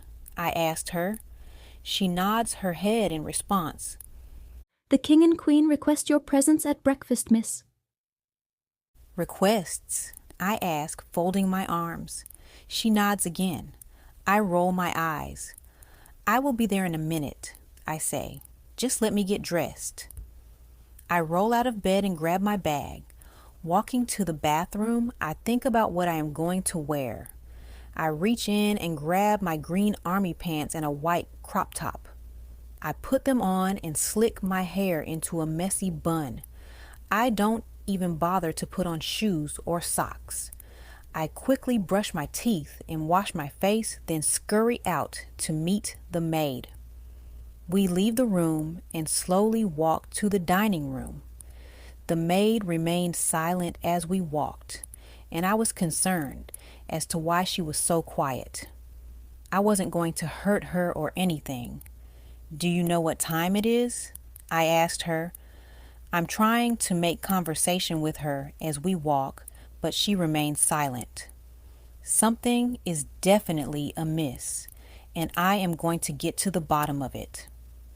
We make it to the dining room, and it is humongous. There is artwork surrounding the walls and a mural on the ceiling. They have giant doors that lead outside to the back gardens, and on the opposite side, a small tea table for tea time. At the back of the room is another flight of stairs, and finally, a crazy long dinner table that could fit at least 30 people. Food covered every inch of the table, and the king and queen sat on opposite ends, already enjoying their meals. The queen rose when I entered. "Good morning, my dear. Thank you for joining us," she says, overjoyed. She extends her hands and ushers me over to her. I look at the king, and he seems displeased with my presence. Tough shit, I think to myself. I walk towards the queen, and she gives me the biggest hug ever, like she hasn't seen me in years. "Come," she says as she walks me to the center of the table. It really puzzles me that she is being so nice when she doesn't know me. I sit down quietly and watch her as she makes her way back to her seat. As soon as she sits, she picks up her utensils and begins to talk again. "I hope that you slept well," she says. The king huffs at the comment and bites into some kind of fruit. I roll my eyes at his sound effect and nod my head in her direction. Yeah, I did," I answer. The servants began to fix my plate, and I sat there puzzled. None of this food looked natural, and I was extremely nervous about eating it. "Oh, don't hesitate to eat as much as you want. Nothing but the best food sits at this table," the queen says. I sit silently and just nod my head. I don't trust these people, I think. What is any of this food? "So, what is your name? We never got it last night." The king huffs again, and I begin to feel annoyed. There's no way I am giving him any bit of information. He doesn't deserve it. I protest in thought. He is acting like a child, though, and it is pissing me off. I look at the queen and say nothing. She looks at me with concern and tries again. I'm Queen Marie, and this is my husband, King Matthias. I look at the king, and he is staring at me with such disgust. I roll my eyes and pick up my fork to try to eat the food. My hand shakes as I lift it to my mouth. I slowly take a bite, and to my surprise, the food tastes awesome. I have no idea what any of this is, but I continue to eat it. I try something different, and it is just as good as the other option. I am halfway through my breakfast when I remember why I am there and need to get home. I put my fork down and say, "When can I go home?" The queen looks at me. Well, that depends on how you got here, my dear, she says. Yeah. The king finally speaks. How did you get here? His tone was sharp and anything friendly. Matthias, the queen scoffs at him. That's enough. At this point, I have had enough. Yeah, you are out of line, I snap at him. He stands up and leans on the table. Watch your tone, human. I stand and lean towards him. I don't have to do a damn thing. The queen stands and tries to calm us down. We clearly cannot hear her at this point. You do not come into my palace, into my kingdom, and speak to me this way. I knock my plate out of the way and it shatters on the floor. And you do not turn into a colossal asshole when someone has no idea where they are and clearly needs help. Is this how you treat all of your subjects? With no compassion? He was livid. He shoots across the table in a flash, his eyes beginning to glow white. We are standing face to face, both looking like we are ready to pulverize each other. That's enough out of both of you, the queen yells. We both look at her, snapping out of our stare. Down. Marie, she can't just come in here looking like this and we not knowing who she is and... That's enough out of you. She interrupts. She is beyond angry with him. I look back at him. Pathetic, I say, and storm off out the door to the backyard. I needed to get some space from him and fast before we were scrapping. I walked around the garden for a while, feeling more calm now that I was away from him. I am not sure how long I have been out here, but I don't care. As I walk, I feel very content with feeling the grass beneath my feet.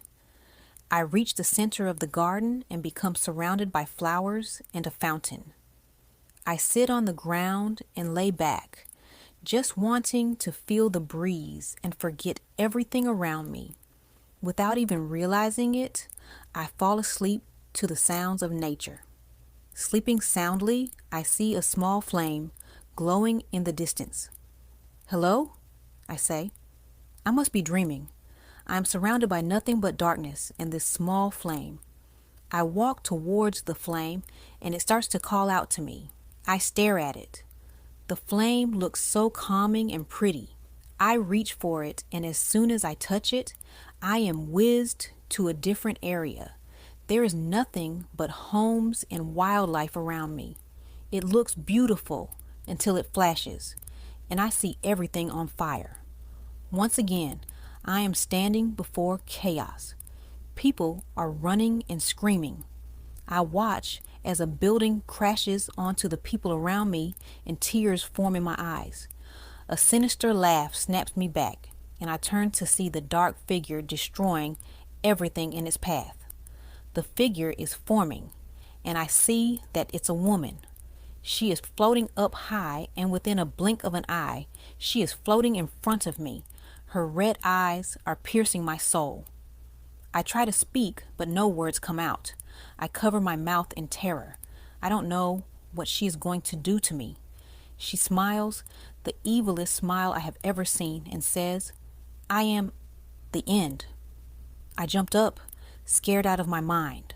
I am looking around frantically and see that the same maid is crouching in front of me, looking confused. She hands me a small note and it reads, Please forgive my husband. I would like to speak with you over tea. Would you meet me on the balcony for tea? Just us girls? Marie! I look at the maid as she rises, and she extends her hand to help me up. I take it after taking a deep breath and getting myself together. Follow me, please. She struggles to say. I nod and we begin walking. She once again says nothing as we walk, and I try not to push anything out of her. We reach the palace and walk up the outside stairs to the balcony when the queen comes into view. She is sitting down, sipping tea, and clearly waiting for me to arrive. She stands as soon as she sees me with a big smile on her face. She gestures to the chair as I get closer. Please sit. She says nicely. I sit down and fold my arms, not wanting to go another round of anger. Would you like some tea? She asks as she sits. I shake my head. What do you want? I snapped at her. I want to again apologize for my husband's outburst. She says. It was wrong of him to act such a way, and I am ashamed that he did. I sat up, realizing that she is being genuine. A small smirk spreads on my face. Maybe I can talk to her. Maybe she can help me get home, I think. Well, what's his problem? She frowns and holds her head down. It's no excuse why he acted that way, but he has been this way about all people after a tragedy happened in our past. I look at her, actually concerned. She continues. We lost our daughter when she was a baby, and he was betrayed by his best friend.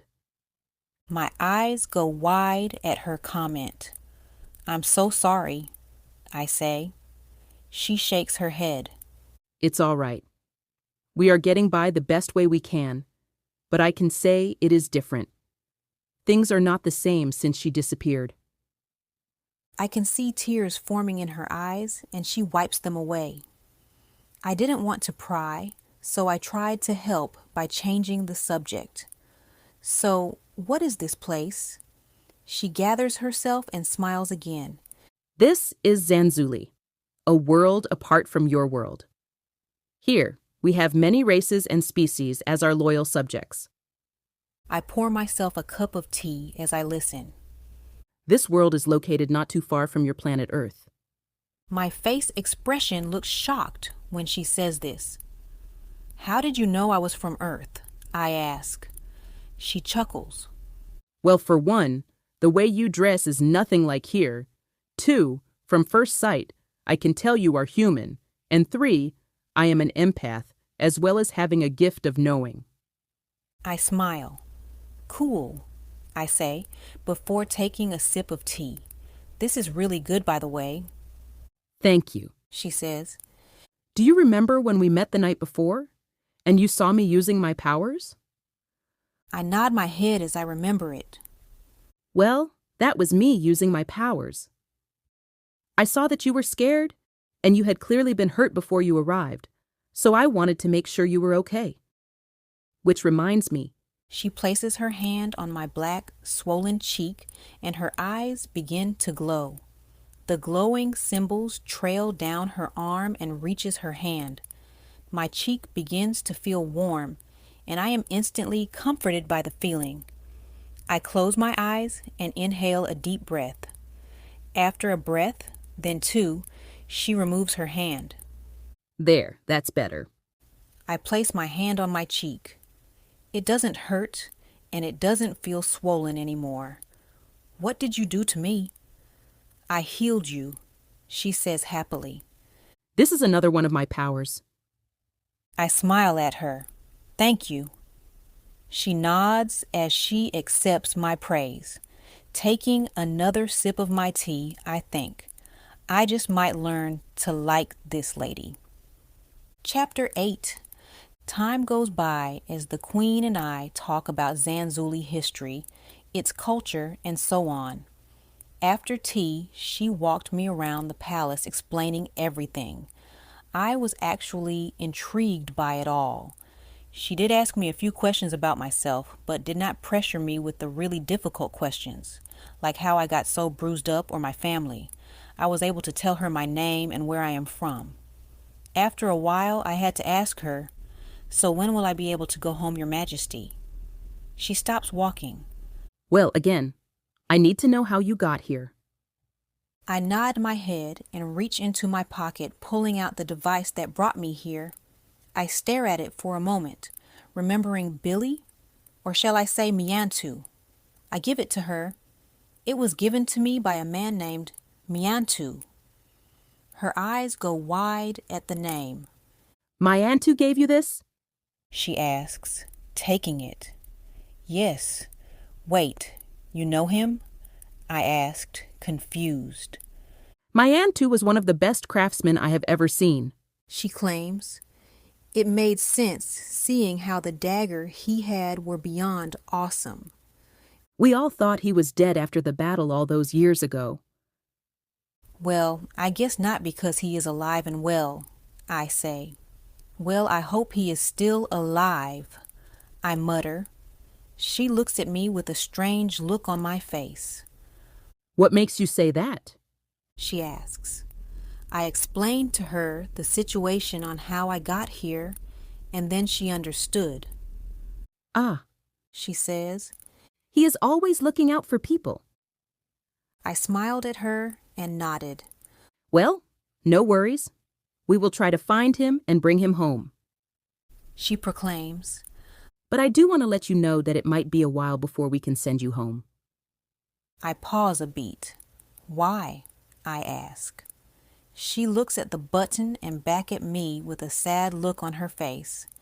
The device that brought you here is very old and no longer is used here in this world. After our daughter disappeared, the man who tried to take her tried to use it to enter your world, and we made sure to destroy everything that had to do with portal jumping. It is our absolute law to never use it. I placed my hand on her shoulder. That must have been tough for you, not being able to use it yourself to find your baby. She holds her head down and nods. I know she is still out there. I can feel it. As a mother, you can't help but have hope for such things. I will never give up, and I know she will be found. Before I could speak, the door down the hall opens up and the king walks out. He sees us, and I instantly get mad at his presence. I look back at the queen and say, "Well, I think I better take off so you two can talk. I will see you later."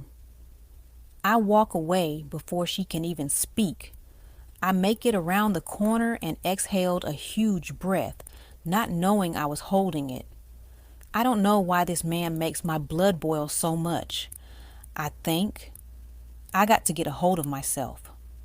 I make my way back to the front of the palace when I stumble across a huge set of double doors.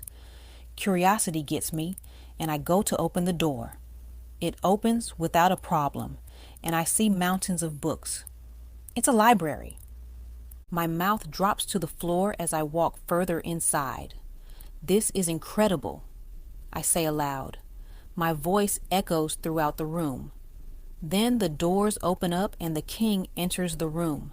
I roll my eyes. Can I help you with something, Your Majesty? Or are you here to yell at me again? I snap. He doesn't say anything. He walks up to me, standing next to me with his hands behind his back. This library has been in my family for thousands of years. Everyone has come here for knowledge about anything and everything. It is one of the greatest places to be inside the palace. I look at him, then turn my head quickly when he realizes I am staring. It is nice in here, I say lowly, clearing my throat. I do like to read books. He smiles a small grin. I am sure you excelled in school. I lower my head, remembering the fact that I am no longer in school. Yeah, I was. I stretch out. What do you mean by that? He asks. I sigh a strong sigh and say, before coming here, I was expelled from school for destroying school property and putting a student in the hospital. I am not sure how I was able to do that, but I pushed the table through the cafeteria wall and broke some of her bones. He looks at me astonished. What? I was tired of being bullied, okay? Sue me. I fold my arms, not caring that he is still watching me. He chuckles at me. No need to feel discouraged. You can always learn new things while you are here. I turn and look up at him. What? He turns to me. I know my behavior was not up to par earlier, and for that I apologize. I want to make amends by offering you lessons of knowledge, at least until we can send you home. I become overjoyed with excitement. Oh, thank you, Your Majesty, I shouted. I run over to a shelf and ponder on what book I want to select first.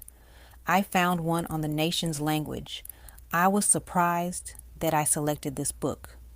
It was different than my usual study of science and math, so I decided to give it a shot. The king walks over to the table as I sit down, and he joins me. I began reading the book, and to my surprise, the language doesn't seem that difficult. He never hovered, and he was patient with me whenever I struggled. We spend several hours in the library, learning the language and the nation's history. Before we knew it, it was dark outside and dinner time. Good heaven, The king says aloud. we have overdone today's lesson. I rub my eyes and nod my head. We sure did. We better get to dinner before Marie has our heads. He laughs. I laugh along with him. Yes, Your Majesty. He places his hand on my shoulder as I stand. Please call me Matthias. Seeing as you are our guest and we are starting anew, we should get rid of the formality. Don't you agree? I shook my head in agreement. Sarah, I say, extending my hand. He politely shakes it as he smiles. We better get going, I say. We leave the library and take off to have dinner. Finally, the hostility can cease, and we all can begin anew. Chapter 9. 1 week later. After being here in the palace for a little over a week, I have grown accustomed to this life. I spend my mornings with Marie and Matthias over breakfast. I walk with Marie afterwards just to have girl time, that is if she is not bombarded with politics and other queenly duties. Moments when the king and queen are needed, I spend my days reading in the library or around the garden. I have picked up on the language quite well, and my lessons about the nation's history, its life here, are going superbly if I say so myself, and I like it a lot. The only downside to being here is that I do tend to feel lonely. No one knows that I am here other than those that work in the palace, and of course the king and queen. I do wonder what it is like outside the palace walls. And I do wish I could get back into my old routine of working out. I know I used to do it with my dad when I was younger, and since they passed, I had no choice but to stop.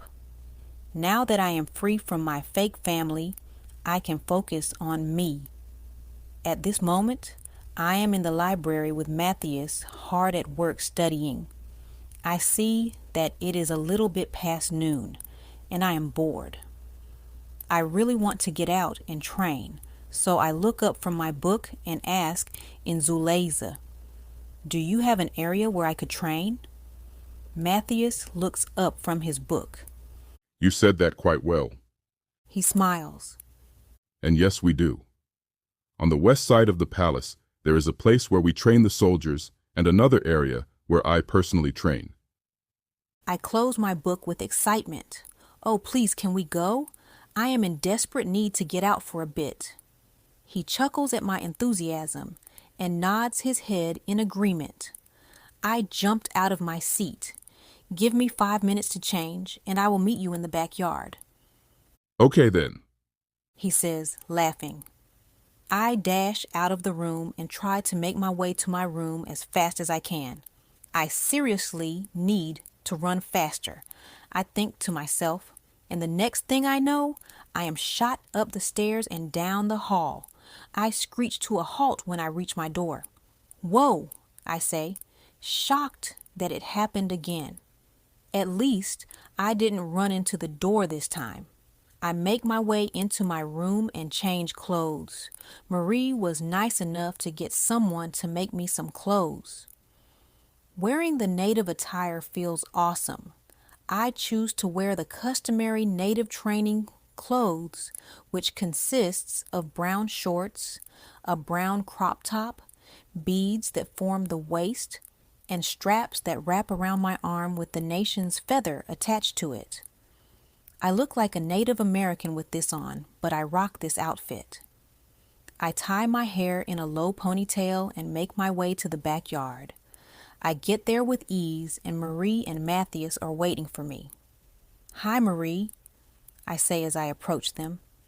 She turns to me and is stunning, wearing a white and gold dress. She looks like a Greek goddess. Her hair is in curls and is partly pinned up. She smiles and reaches out to hug me. I hear that you two will be sparring today.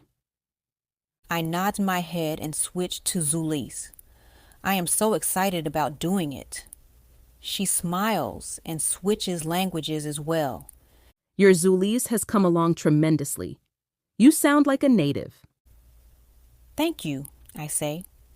We all begin to walk outside, and I see a horse and carriage waiting for us. The horse is huge with 4 eyes, no ears, and 6 legs. The carriage, however, is a beautiful white and gold opened carriage with a gorgeous pattern. We climb in and set the course to the training grounds. Looking around, I see that the palace yard is tremendously large. I never knew how big the grounds were. Marie looks out into the fields. Yes, it's been like this for generations. I fell in love with it when I first moved here. Yes, she was very excited about these grounds, so every day I took her around. Always someplace new, so she could explore. Matthias says, "Seeing them together brings me much joy. They really appear to be in love after all of these years. I wonder how old they really are. I think." We rode along and talked for another 10 minutes before we arrive at the training area. We get off, and Marie takes her seat on her shaded throne while Matthias and I prepare ourselves to spar. There are other soldiers around, but they are standing guard to protect us from harm. "Are you ready, Sarah?" Matthias asks. I finish my stretches and nod. I am. "Then let us begin." He smirks. We get into our positions, and I throw the first punch. I miss. "Never be too eager to attack your opponent," Matthias says. I tried again, and he clipped me. I fell to the floor with a loud thud. "Do not leave yourself open." I flip myself up and begin pulling a series of kung fu moves that I learned. Every single strike I make, he dodges. I began to get angry. This has never happened to me before. I was always very good at kung fu, and yet I feel like an amateur. It goes on like this for a while, and I can't take it anymore. I walk over to the edge of the ring and grab my small bag that I remembered to bring with me. I pull out one of my crystals, and it immediately forms into a sword. Matthias and Marie go silent as they watch me form another stance. "Where did you get those?" He asks, shocked. "Fight now. Questions later," I say. I begin to swing the blade, and like before, I miss.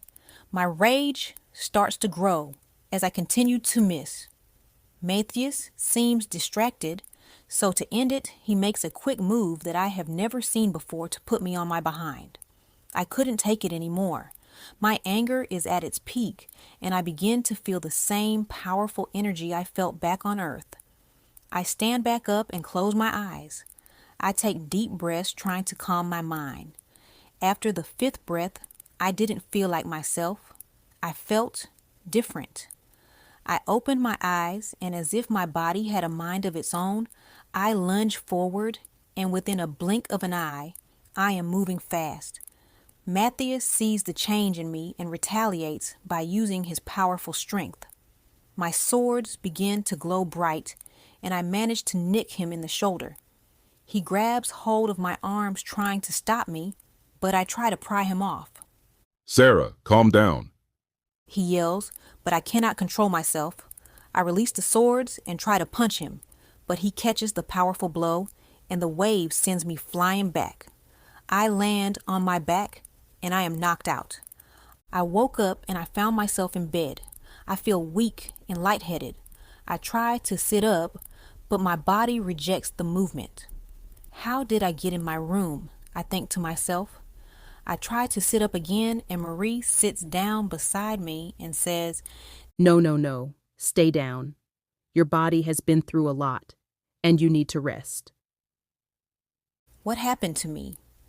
I strain out. You had a sparring accident, and you have been out for almost 4 days, she says. My eyes go wide, and I push myself up. What? Ouch! She pushes me back down. Please stay down, or I will have to heal your body again. Why would you have to do that? I ask. She takes a deep breath and says, Your body somehow became unstable when you became unconscious. I had to act fast and heal your body for a full day.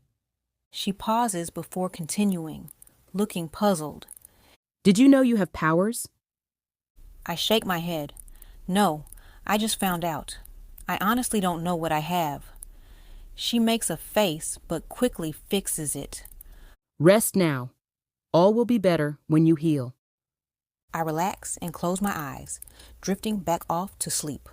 Sometime later, I wake again, feeling more rejuvenated. I am able to sit up and stretch my body.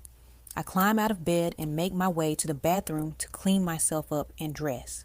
Apparently, I slept the rest of that evening into the new day.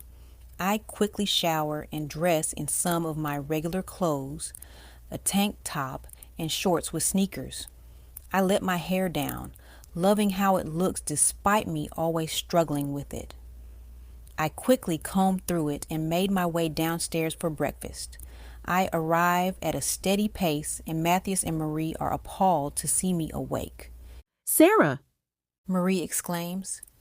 Good morning, guys, I say in Zulais. It's good to see you're awake. Matthias says, pulling out my usual chair. Yeah, I feel much better. Whatever you did to heal me worked. Thank you. I say to Marie. I began to fix my plate and dive in, not realizing how hungry I was. It made sense due to being unconscious for the past few days. As I ate, Matthias and Marie were being awfully quiet. I look at both of them, and they're just watching me as I eat. Is something wrong? I ask. You know it is rude to stare, you know? They both adjust themselves, looking nervous to say anything. The tension in the room felt incredibly heavy, and whatever elephant was in the room needed to be said. I place my fork down and say, Okay, what is going on? You both are acting weird, and this is not like y'all. Sarah, it's not best to speak about this over breakfast, Marie says. No, now is the perfect time. I rebuttal. Marie looks at Matthias with this weird look on her face like she doesn't know what to say. Matthias tries next. Sarah, how old are you? I look at him, confused by the question. I'm 16. I just turned 16, I say. Marie's fork dropped and they both go wide-eyed. At this point, I become nervous. Seriously, guys, what is going on? I ask. I switch to Zulise. You both are scaring me. Marie sighs and rises. She makes her way over to me and sits next to me. Matthias does the same and sits on the opposite side. Sarah, do you remember the story I told you about our daughter disappearing? I pause to think, trying to recall the story. Well, the only thing you said was that your daughter disappeared, and a man tried to go after her, and you stopped him by destroying your portals. She nods her head and places her hands in mine. Well, sweetie, that's not the full story. I looked from him to her and back again. Well, what is the full story? And what does this have to do with me? I ask, my anxiety growing by the second.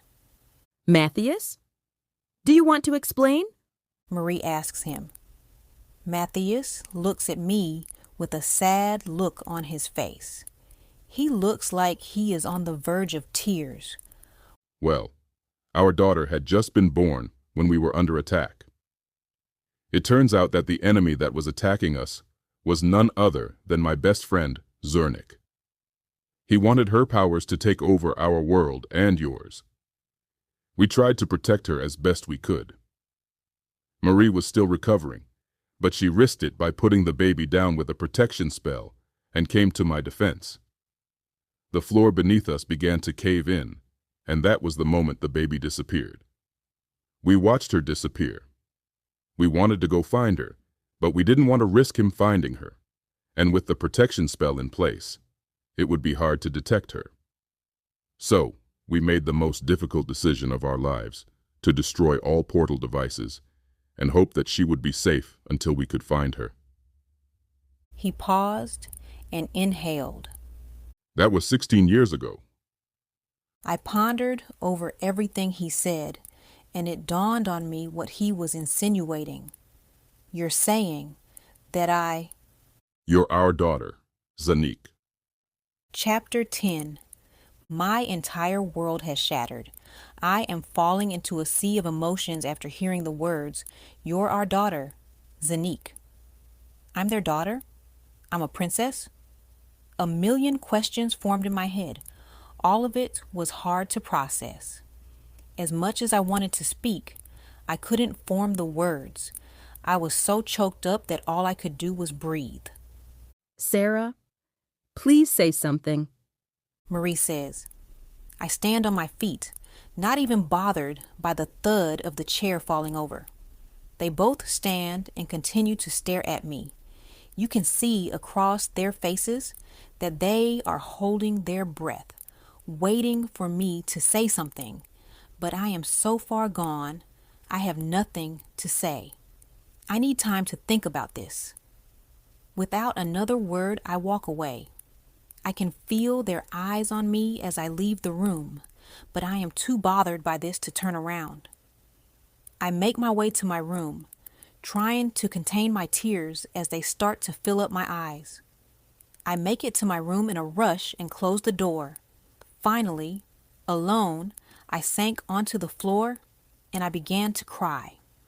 One part of me is happy at the fact that I found my birth parents, especially after going through all that other bullshit just to get out.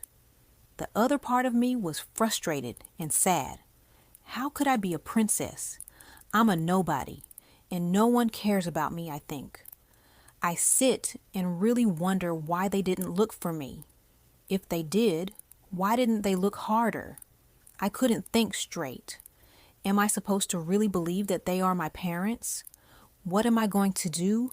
How can I really know what is true and what is a lie? I couldn't take it anymore. I stand on my feet and walk over to my bag that was left on the chair in the corner. I pull out my iPod and turn to the first song that I see. The final episode by Asking Alexandria pops up and begins booming in my ears. I grab one of my couch cushions and make my way to the balcony. The balcony is beautiful, overlooking the garden and the enchanted forest where I first arrived. I look above the balcony and see a small roof that covers part of the balcony and wonder, if I really do have powers, I should be able to jump onto this roof. I tried it out by doing a little hop, and I went further than what I expected. I smile at the thought of having powers and jump higher, making it to the roof with one hand. Now I am dangling from the roof, trying to figure out how to pull myself up. Lord, please don't let me bust my ass on this balcony, I say. I take the cushion and toss it up, now holding onto the roof with both hands. I pulled myself up slowly, relieved that I made it in one piece. I set myself up on the edge and laid back. I am surrounded by beautiful pink flowers and vines that smell fantastic. I close my eyes, inhale their scent, and try to get lost in the music. I drifted off to sleep, not caring that the booming music was still in my ears. I wake a short time later, feeling a slight chill in the air. I sit up and realize that it's nighttime. Have I been asleep that long? I ask myself. I take the earplugs out of my ears and see that my iPod is now dead. The wind blows again, and I shiver at the coldness. I slide off the roof back onto the balcony and make my way inside my bedroom. The door opens and a maid walks in, carrying a tray of food. Your Highness, She says in Zuleza, "Please do not call me that." I say back. She bows her head in shame. my apologies, miss. I just wanted to bring you your dinner. King's orders. She sits the tray down on the coffee table by the couches and walks out of the room. I walk over to it and see the food at a lid on it, along with a note. Xanyic, I tried my best, but I believe this is your favorite food according to Marie. I hope you enjoy it.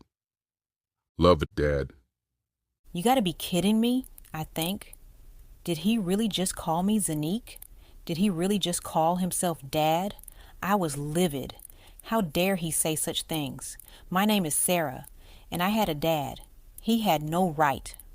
I began pacing the room back and forth, too frustrated to think straight. I couldn't live like this. I couldn't be here anymore. I needed to get out of here and get back to Earth. It is clear that I have overstayed my welcome, and it's time to go. I grab my bag and put all of my things inside it. I walk out of the room and see a set of guards walking down the hall. "You," I say in Zulesi. Let's hope I can speak to them fluently, I think. They jolt at attention and bow as I approach.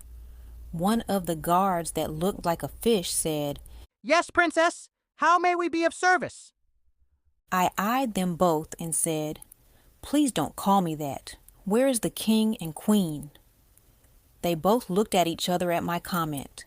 The second guard, who clearly was Frog, said, Right this way, Your Highness. I roll my eyes. "It's Sarah," I snap. They escort me to Matthias and Marie, who are once again in the dining room having their dinner. They stand when I walk in the door. Darling, you're here. Marie says. I stand by the door, looking back and forth between both of them. I stopped on Matthias, and he looked at me with concern. Xanyic, what is wrong? He asks. My blood boils at the question. My name is Sarah, I growl. I clench my fist, trying to control my anger, but I can't help it. Matthias puts his hands on his hips and says, Your name is Xanyic. Honey, talk to us. As your parents, we want to be able to help and understand. My anger rises and I feel that amazing energy surging through me again. My name is Sarah, I snap. My eyes begin to flash between gold and brown. Do not use that tone with me, young lady. As your father. I lost it then. You are not my father, I yell. I jump and lunge towards him, knocking him across the table onto the floor. We slide from the table to the steps leading to the back door, and I begin to beat him. He tries to pull me off of him, but I am too strong. I punched him in the stomach. I punched him in the face. Tears fill up my eyes and pour down my face. I am so angry and sad, but I cannot stop. I keep punching his face left and right. You don't know me. You don't know me. You don't know me. I yelled at him. I continue punching him, ignoring the blood that is staining my fist and clothes. The door to the dining room opens and a host of guards rush in, prepared to stop me. Sorry! Stop! Marie yells in tears. Nobody move! Matthias yells in between my punches. I pause at his powerful command. He stares at me, not fighting back, not looking angry, but with understanding. My body becomes weak as my power decimates. I rise as he continues to stare at me. Marie walks over and touches my shoulder. I couldn't deal with the physical touch, so I took off running out the back door. I ran past all the guards and they followed, trying to make sure that I was safe. I make my way to the enchanted forest and they freeze, seemingly scared to enter. I don't focus on it. I just keep running. I ran so far that I realized I am lost. I see an opening that has a field and a broken tree stump and make my way towards it. I sit on the stump with my hands covering my face and I cry even harder. I sat there a while, unable to control my tears. I am so lost and confused, I say with more tears. I can help you, a voice behind me says. I turn to look but get knocked out cold. Chapter 11. I awoke to the sound of a hammer banging. I look at my surroundings and see that I am in some kind of cave. Nothing but walls of rock and science equipment are scattered everywhere. I see that I am strapped to a table and I cannot move. I look over and see a man hard at work with something. He is mumbling to himself and twitching his head to the side. Watching him doing that creeped me out. So you're awake? A feminine voice eerily says. I turn the other way to see my maid crouched down looking at me. You? I say. What the hell, lady? She sits up and rolls her eyes at me. The madman turns around and you can see his snake-like face burnt on the side. He had wild and thinning hair and an incredibly terrifying psychotic expression on his face.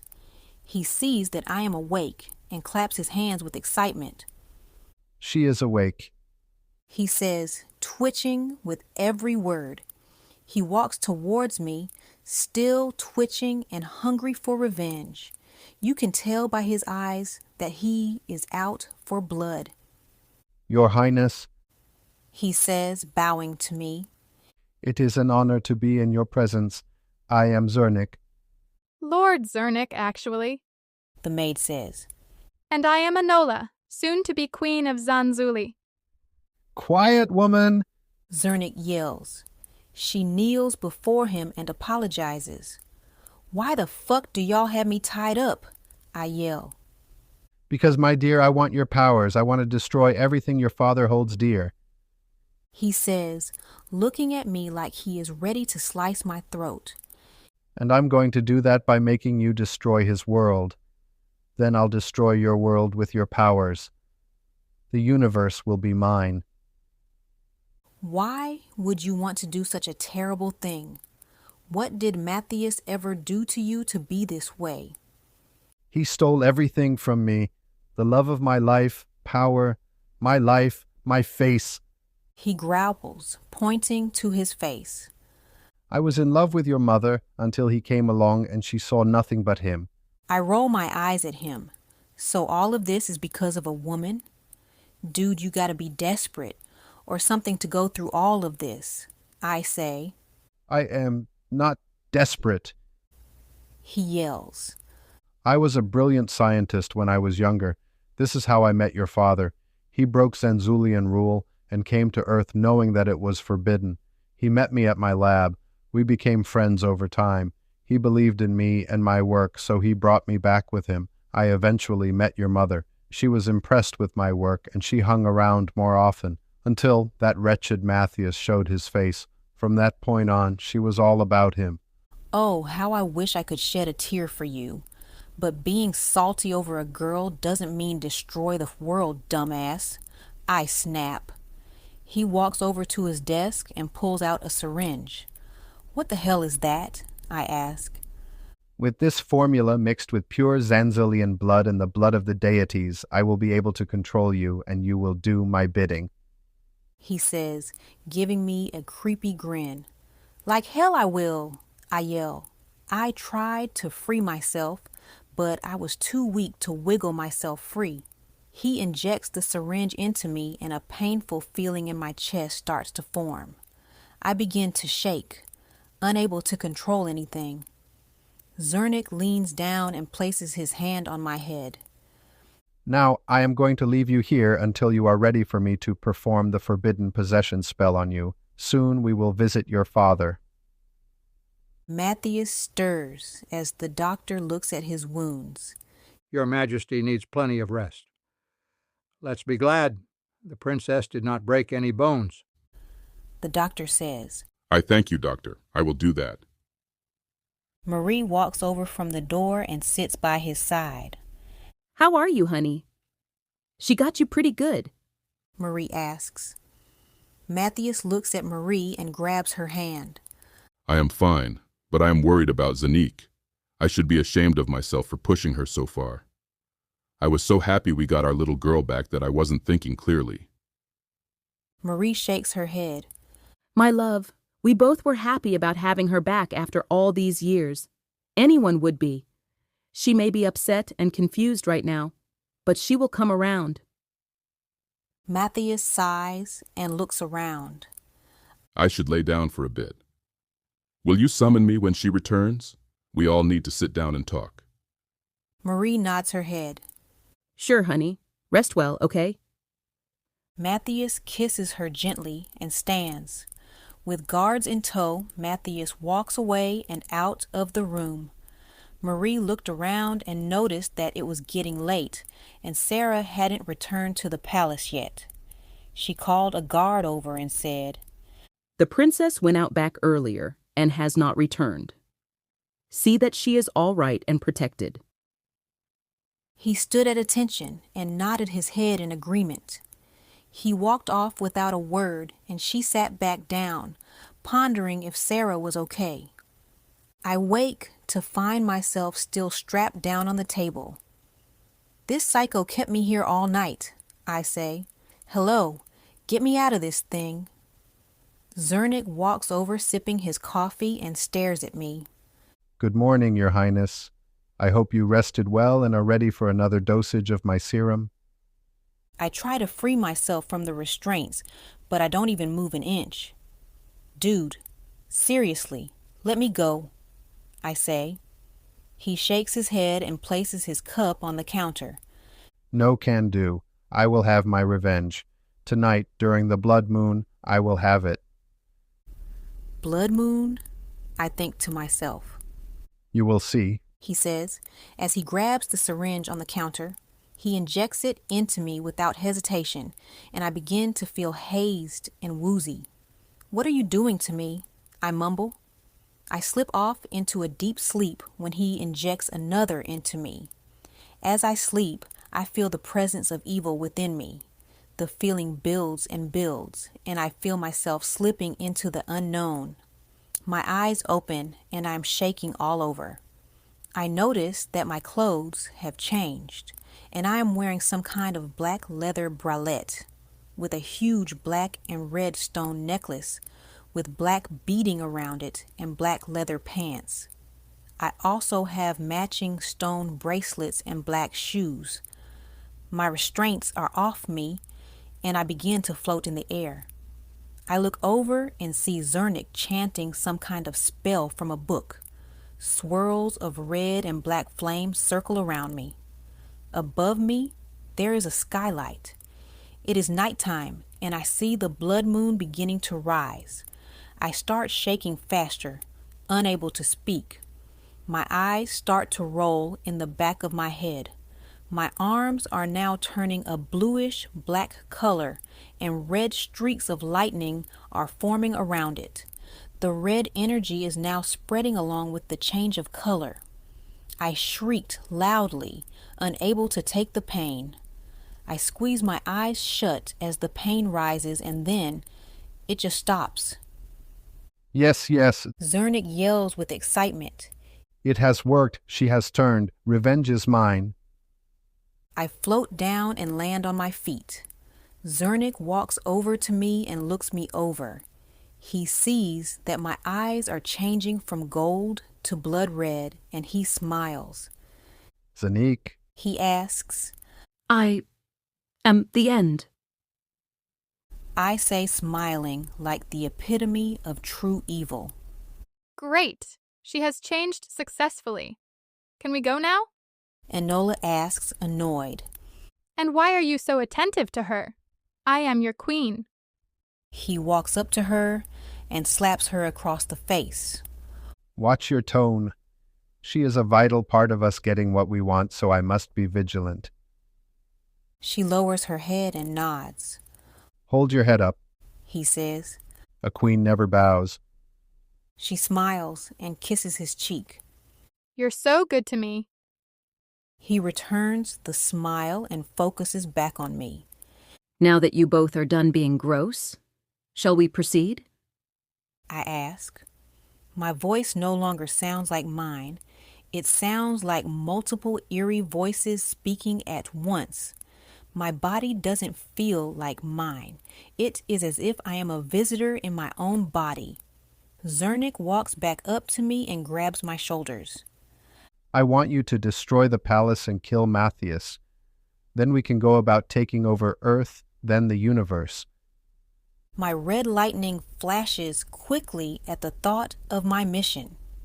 Consider it done, Lord Xanyic. I say with a wicked grin. Chapter 12. Back at the palace in the dining room, Matthias paces back and forth frantically, worried about his beloved daughter. Where on earth could she be, Marie? He asks his wife. I do not know, dear, but pacing like this will not help. I am worried about her, too. She says. It's been a full 24 hours, Marie. I cannot help but feel like this is all my fault. If I didn't push her like I did. Stop it. Marie interrupts. Beating yourself up is not going to help.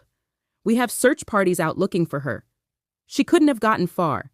She is not from here, and I am sure someone will notice her seeing that she looks human. Matthias sits next to Marie and places his head on her shoulders. I hope you are right, honey. The lights begin to flicker, slow at first, then quickly. Matthias feels uncertain about the lights and begins to draw his sword when the side of the dining room wall explodes in. Matthias shields Marie from the explosion and the rubble. When it clears, they look up to see Sarah, Xanyic, and Enola walking in. Xanyic? Honey, what are you doing with this man? Marie asks, worried. I say nothing. Matthias is very angry at the sight of Xanyic. What the hell are you doing with my daughter, Xanyic? Xanyic laughs at him. Hello to you, to old friend. It's been a long time since I saw you last. Marie, you look as beautiful as ever. Marie grabs hold of Matthias's arm in a panic. Matthias, look at her. She doesn't look like herself. I smiled, a malicious scowl at her words. Sarah, look at me. We are here for you, but you need to get away from him. Matthias says as he extends his hand to me. I slowly cock my head to the side and say in Zulesi, Why would I move from my lord? He has freed me. And now, you all will pay for causing him pain. My eyes turn black as I begin to rise and fly over everyone. I extend my arms and conjure an obscene amount of magical power. Balls of fire grow bigger and bigger within my hands, and I blast them towards the palace walls. Xanyic, stop it! Matthias yells. She cannot hear you, Matthias. Her mind belongs to me, and she will do my bidding. Xanyic yells. Matthias runs to Xanyic and runs into a cloak. Oh, did you think I wouldn't protect myself this time? He mocks. Your reign over this world is over, and it will be I who liberates the people of Zanzuli. I will rule them the correct way, and you will watch and suffer knowing that you failed your people. A human bested you. Xanyic laughs as he and Anila walk out of the palace. I follow them out, leaving Marie and Matthias to their sadness and suffering. I make my way to the city, blasting everything in my path. I fly above the town to get a better view and continue to blast left and right. I laughed, a menacing laugh. Die, die, die, I say as I destroy one area to the next. Marie sees me and flies to me. Sarah? Honey, please stop this. We know you are upset, but destroying your home in the name of this evil man is not you. She says pleadingly. I laugh at her words. I'm not Sarah, Your Majesty. Sarah is gone. Xanyic is gone. Your precious daughter is no more. I am Mara, goddess of death. Marie gasps at Mara. What have you done to my daughter, you fiend? Marie snaps as she grabs Mara by the arms. Mara chuckles. I took possession of her body. I grab Marie by her throat and hover her above me. This world will cease to exist when I am done with it. Now be gone. I throw her far in the distance until she is no longer in view. I continue my pursuit of destroying the town. People are screaming and crying, but I do not seem to care. I laugh at them and rejoice to see the town crumble beneath my power. You all will cower before Lord Xanyic, I yell to the people. Marie crashes to the ground with a loud and painful thud. Matthias finds her and races to her side. Marie, what happened? He asks. Marie coughs and winces at the pain. She is not our daughter, Matthias. An evil goddess has taken possession of her. We've lost our baby again. Marie cries, unable to contain her sadness any longer. Matthias pulls her in close to him. Not if I can help it. He picks her up and carries her to the palace. Soldiers and servants are scattering left and right, trying to get in their positions and help where it is needed. Matthias yells, "The queen is injured. Someone come tend to her needs." The royal physician runs over and takes the queen into his arms. I will care for her, Your Majesty. You needn't worry, he says confidently. Good, Matthias says. He bends down to kiss Marie. Bring our baby home, she says lowly. Matthias nods, then stands. Believe me, I will, he says, walking away. Xanyic stands at the edge of his cave and laughs hysterically as he watches the city of Zanzuli burns to the ground. Anola, come and bask in the glory of this hell, he yells. Anola walks to his side and watches as the flames of the city glow brighter and brighter. We are on our way to the top, my love, she says lovingly. He looks at her and smiles happily. Aren't we? He kisses her passionately until he hears a pebble roll in the distance. He freezes and says, What was that? Anola takes a step back and looks around. Matthias jumps out from the shadows, charging in and rams Xanyic into the ground. You bastard! He yells as they roll down further into the cave. Matthias starts to pound his fist into Xanyic's face, not caring about his surroundings. My daughter Xanyic? My daughter? Of all the things in the world, you had to corrupt my daughter? Xanyic kicks Matthias off him and rises to his feet. This is payback, he says, taking a deep breath. For what? What could I have done so badly to make you despise me so? I met you when you were at a low point in life. People picked on you and your passion for science.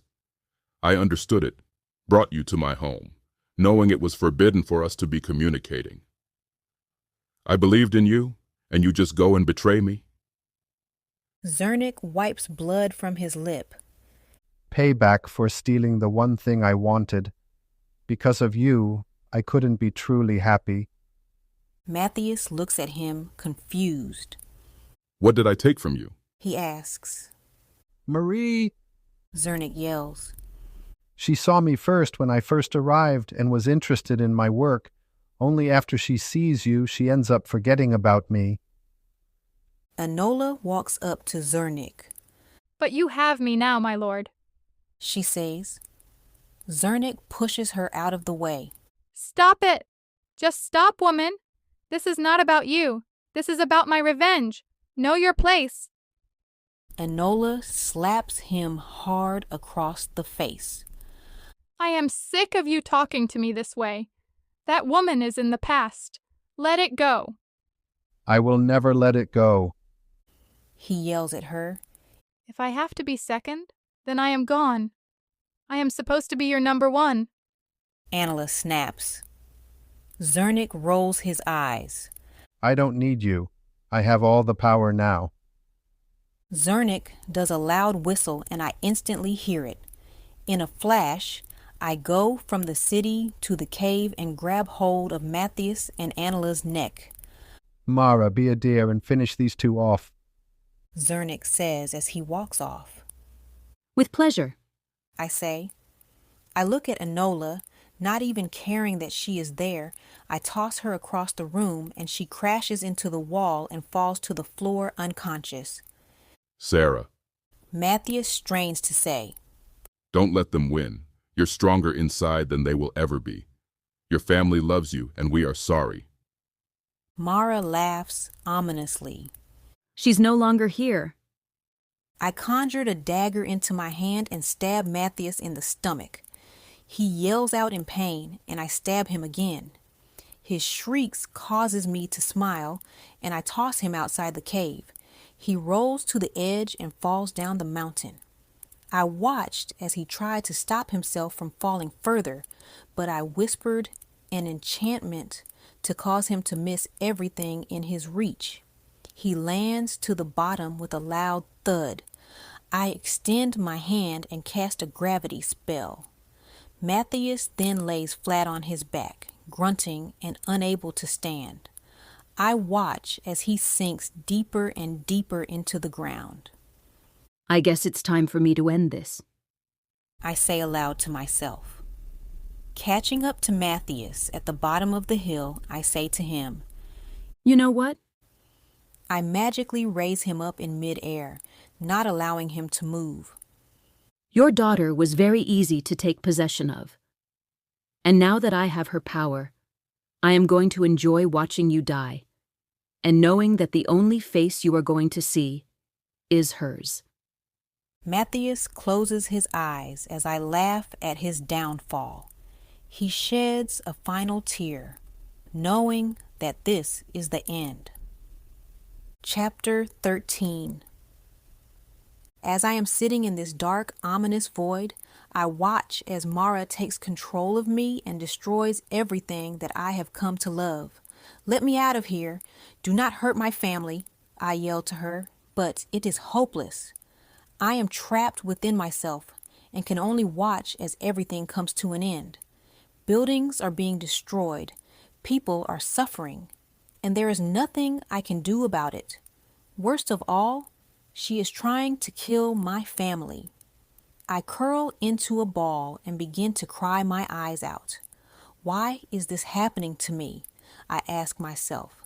I just wanted to find my real family and feel whole again. Why should an innocent person have to suffer so much trauma? I haven't done anything to anyone. I just wanted to feel loved again. Is that too much to ask? I cry even harder. I should have never left Florida. I should have just asked to move in with one of my friends. Then I wouldn't be in this mess. Surely you do not mean that, Sarah, a voice says to me. I look above me and see a small light slowly floating down to me. What is going on? I ask, wiping my tears. No need to be scared, little one, the light says to me, stopping in front of me. The light then changes and appears a woman. She is wearing traditional Xanzulian armor, wielding a sword and wearing a crown. She is smiling at me. and it gives me the feeling of comfort. Who are you? I asked her. I am Famora, the goddess of light and the founder of Zanzuli. I am also an ancestor of yours. She steps towards me and smiles. You have to break free from this entrapment, Sarah, she says. I lower my head, feeling ashamed of myself. I cannot escape from here. I don't know how. It's not like I have my powers to get me out, and yelling at the top of my lungs won't help. Famora moves closer to me. Yes, you can. The power is in you. She reaches up and places her thumb on my forehead. I will give you the power to defeat your enemy and save your people. This power will be temporary, so you must defeat them quickly. I nod my head and close my eyes. Famora begins to glow brightly, and her eyes turn white. The same intricate writing that displayed on the queen's arm appeared on hers. She started speaking Zulese and said, Powers of light, powers of strength, all ancients rise. I bestow the powers of the divine. I grant her mine. Release the power, give her the power. Immediately, I felt her power. Lots of light swirl around me and enter my chest. Her power is strong and mighty, almost intimidating. I begin to glow brightly, and I inhale a deep breath, coming to terms with my new powers. Writing appeared on my arms, glowing a bright gold. I open my eyes, and they are glowing also. I part my lips and say, Time for war. Meanwhile, Mara still has Matthias in her clutches. Are you ready to die? She asks him. Matthias appears very weak and faint. He struggles to speak when he says, You will rue the day. You messed with my family. Mara squeezes his throat tighter, trying to break it when she freezes. Her hands start to shake as she struggles to keep him in her hands. Stop it, she demands. You will not harm my father anymore, Mara, I make her say. Mara drops him and he lands on his back. No. This is my body now. You need to just die and give up, she says. I will never let you win, I say. Just finish him already. Xanyic yells in the distance. Mara grabs her head and shakes it frantically. No, stop it, she yells. She falls to her knees as she continues to fight me. She yells out in pain as I continue to break free. Give me my body back, I yell. A humongous light shines on me from my face to my hands. Mara shrieks and it fades away, leaving me behind. Finally able to take control of my body again, I crouch down to Matthias, propping him up on my leg. Are you okay, Father? I asked him.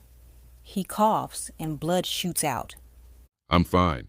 You called me father, he says. I chuckled at his words. Well, you are my father, aren't you? I ask. Before he could respond, the ground began to shake. You think you can get rid of me that easy? A voice yells. The ground opens up and black fog shoots up into the sky. The smoke clears, and Mara appears in full form. She is wearing a black lace dress with her long midnight black hair down her back. Her eyes are full of black, and she is furious. You all will die by my hand, she says. Xanyic appears out of nowhere and starts yelling at Mara. What are you doing? This is not what we agreed to. You are not doing what you were told to do, and you are ruining everything.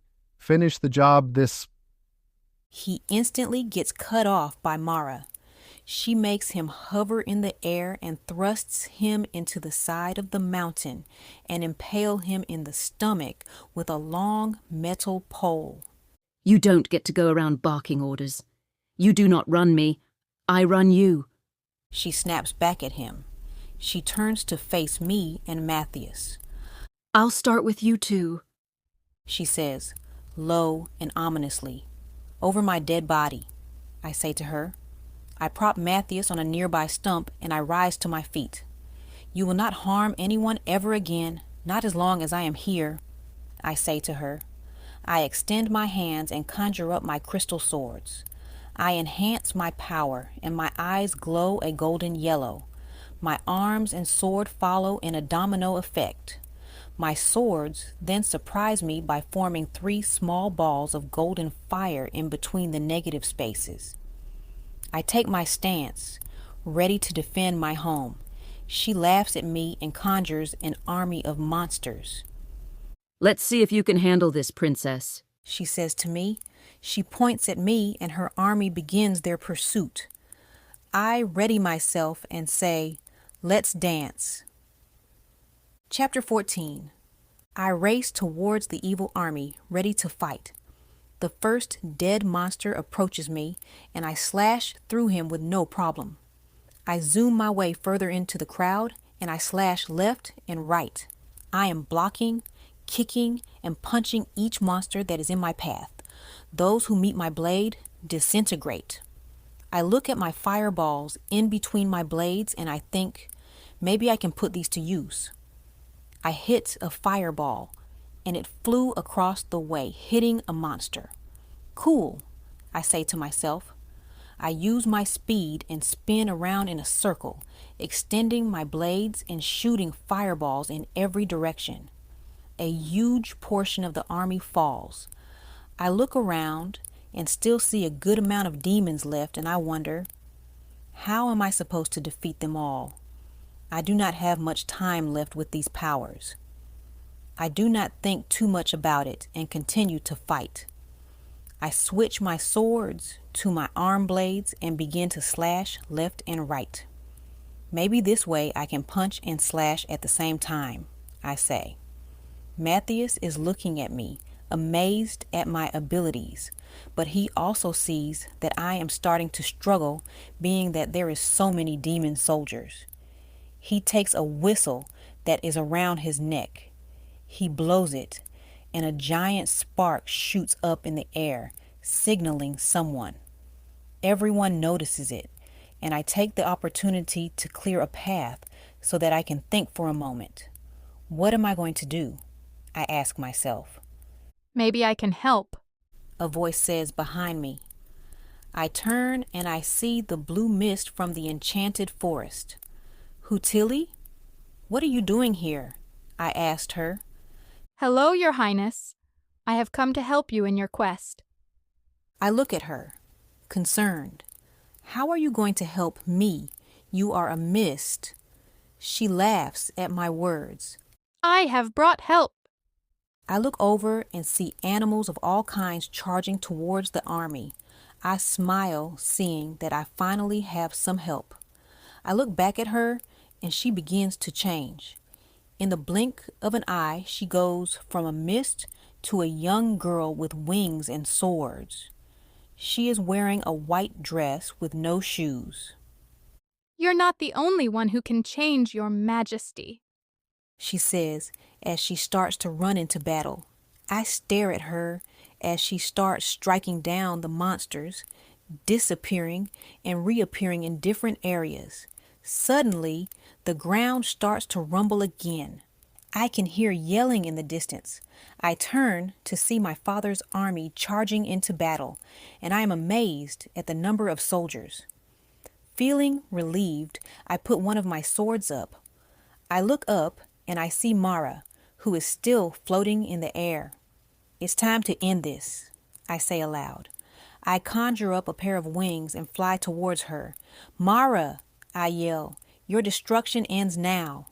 She laughs as she conjures up a sword and swings it in my direction. I swing along with her and we clash swords together. You're not strong enough, she says. I am strong enough to end you, I say. This entire kingdom will end tonight, and you're gonna watch, she says as she throws a fireball in my direction. I fly back and do a quadruple spin to avoid it. No, it won't. This is my home. This is my family, and no one is going to take that away from me.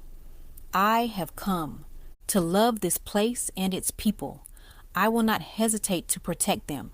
For the sake of this world and the next, I, Xanyic, Princess of Xanzuli and the Guardian of Light, will destroy you. I close my eyes and inhale deeply, trying to concentrate on my powers. I begin to glow all over my body, and I center myself before I begin my pursuit. I fly towards her and strike. She counteracts by dodging and striking my arm with a black fireball. The pain sends me flying backwards. I look at my arm and it is bleeding. The pain is excruciating, but I shake it off. She laughs at me and says, You see? You are too weak to take me on. I fly to her again and slash at her. She flies back, and I move quickly by disappearing and reappearing behind her. I stab her in the back with my sword. I am not weak, I say to her. I shove her forward and blast ice spears at her. She then sends another black fireball. I smack it away with my sword and fly closer to her. I then punched her in the face, and she looked at me astonished. Yeah, I punched that ass, I say, overly confident. I throw a series of punches and kicks, and she struggles to stay upright. Her rage grows, and a burst of energy expels from her body. I close my eyes and think, it's time to end this. I open my eyes and try to project my power into my sword. My sword glows as brightly as me, and streaks of lightning start to flicker from it. Mara looks at me, unfazed by my transformation. It doesn't matter how strong you are, you will never defeat me, she yells. She raises her hands, and a huge dark cloud forms above her head. I can feel her power increasing by the second. Black lightning flickers around her body. She tries to strike me with her lightning, and I dodge it. I race towards her, and she comes towards me. Both of us are completely surged with power. We collide together, and our powers crash with a tremendous boom. Everyone stops fighting and looks up at the mixture of light and dark lightning swirling in the sky. When the smoke clears, everyone sees my sword through Mara's chest. Mara looks at me, blood spilling from her lips. I told you, I say panting, you will not mess with my family. She falls backward and slowly floats down to the ground. Her body starts to disintegrate, and before she reaches the ground, she disappears. Her demon army starts to disintegrate along with her, and the crowd cheers. I look for Matthias and find him next to a guard who is helping him up. I float down to him, relieved he is all right. You did it, he said. I am so proud of you. He takes me into his arms and hugs me tight. After everything we have been through, this moment meant everything to me. Thank you, Daddy, I say to him. Matthias sobs a small cry and releases me. I look around and see that everyone has surrounded us, clapping and thanking me. I look in between the crowd and see a translucent Famora clapping along with them. She nods her head and disappears, leaving a final blowed kiss behind. I close my eyes and tilt my head up, feeling triumphant and knowing that it is finally over. Epilogue. I look in the mirror as I finish putting on the final touches to my attire. I am wearing a white and gold cloth dress that exposes my arms and stomach. It looks breathtaking and feels magnificent. I even took the opportunity to straighten my hair, and it flows effortlessly down my back. As I finish putting eyeliner on my eyes, a knock sounds at the door and Matthias walks in. Are you ready? He asks me. I look back at the mirror and sigh. Yes, Dad, I am ready. He walks over and stands next to me. You look beautiful, he says. I smile at his words. Thank you, I say. Another knock sounds at the door and in walks Marie. Are we ready? It's about that time. She comes closer and stands next to Matthias. Oh, Xanyic, you look gorgeous, honey. It reminds me of when I first got my powers. I smile at her and she starts to shed a tear. Come now, my love. Let's not shed any tears. We must head downstairs and ready everyone, Matthias says. She pats her tears away and say, You're right. We will see you down there, okay? I nod my head and watch as they walk out of the room. I take another long look in the mirror. This is it. Time to go, I say. I walked out of the room and 4 servants holding candles escorted me to the ceremony. We walk a good distance and down a flight of stairs I have never seen before. When reaching the last step, I saw hundreds of candles lit, a few people wearing cloaks, and my parents standing before what looked like a small pool. I walk towards the small steps, and I am greeted by an elderly woman. Glad to see you made it home, she says to me. She removes her hood, and I see it is the same elderly lady that helped me at the Handy Mart. I remember you. You are the lady that helped me back on Earth. She chuckles. Well, I had to help you get here somehow without completely interfering. I smile at her. And call me Zula, she says. Now, Princess, you have come here to unlock your powers and take your place as the Guardian of Light. Are you ready? I nod my head and answer, yes, I am. Another member walks over, carrying a bowl of white liquid. She dips 2 fingers in it and begins to mark my body. First my forehead, then my arms and hands, next my stomach, and lastly, my legs. I am then led up the stairs to the pool and is instructed to step in and sit on my knees. I step in and the liquid is shallow. It only goes up to my ankles. I await further instructions and I watch the cloaked members form a circle around me. They start chanting in Zulese, grant her power, powers, come. The gold liquid then slowly flows up my body and starts encasing me in it. I take a deep breath as it reaches my face and covers me entirely. The liquid then hardens around me and the members blast energy beams at me. They chant louder as the ground begins to shake. The casing begins to crack and beams of light shine through. It shatters to the ground and I inhale deeply. I open my eyes and they are finally their true color, gold. Xanyic? Marie calls out. Honey, how do you feel? I look at my parents, smile and say, whole.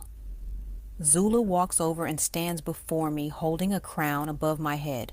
Xanyic, daughter of Zanzuli, you have now been awakened as the leader of the Guardian of Light. Your duty as leader is to protect all walks of life in our world and the next. With your courage and strength, you will be everyone's hope. With your kindness and compassion, you will bring peace to our nation. Do you accept your new duty?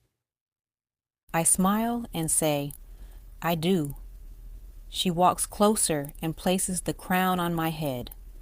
Let it be known that on this night we have not only a princess, but a champion. The prophecy has been fulfilled. Praise the heaven, and may good blessings be with you always. I rise up and hug my parents. Well done, sweetie, Mom says. We are proud of you, Dad says. I squeeze them tighter and think, finally, I am home. The end.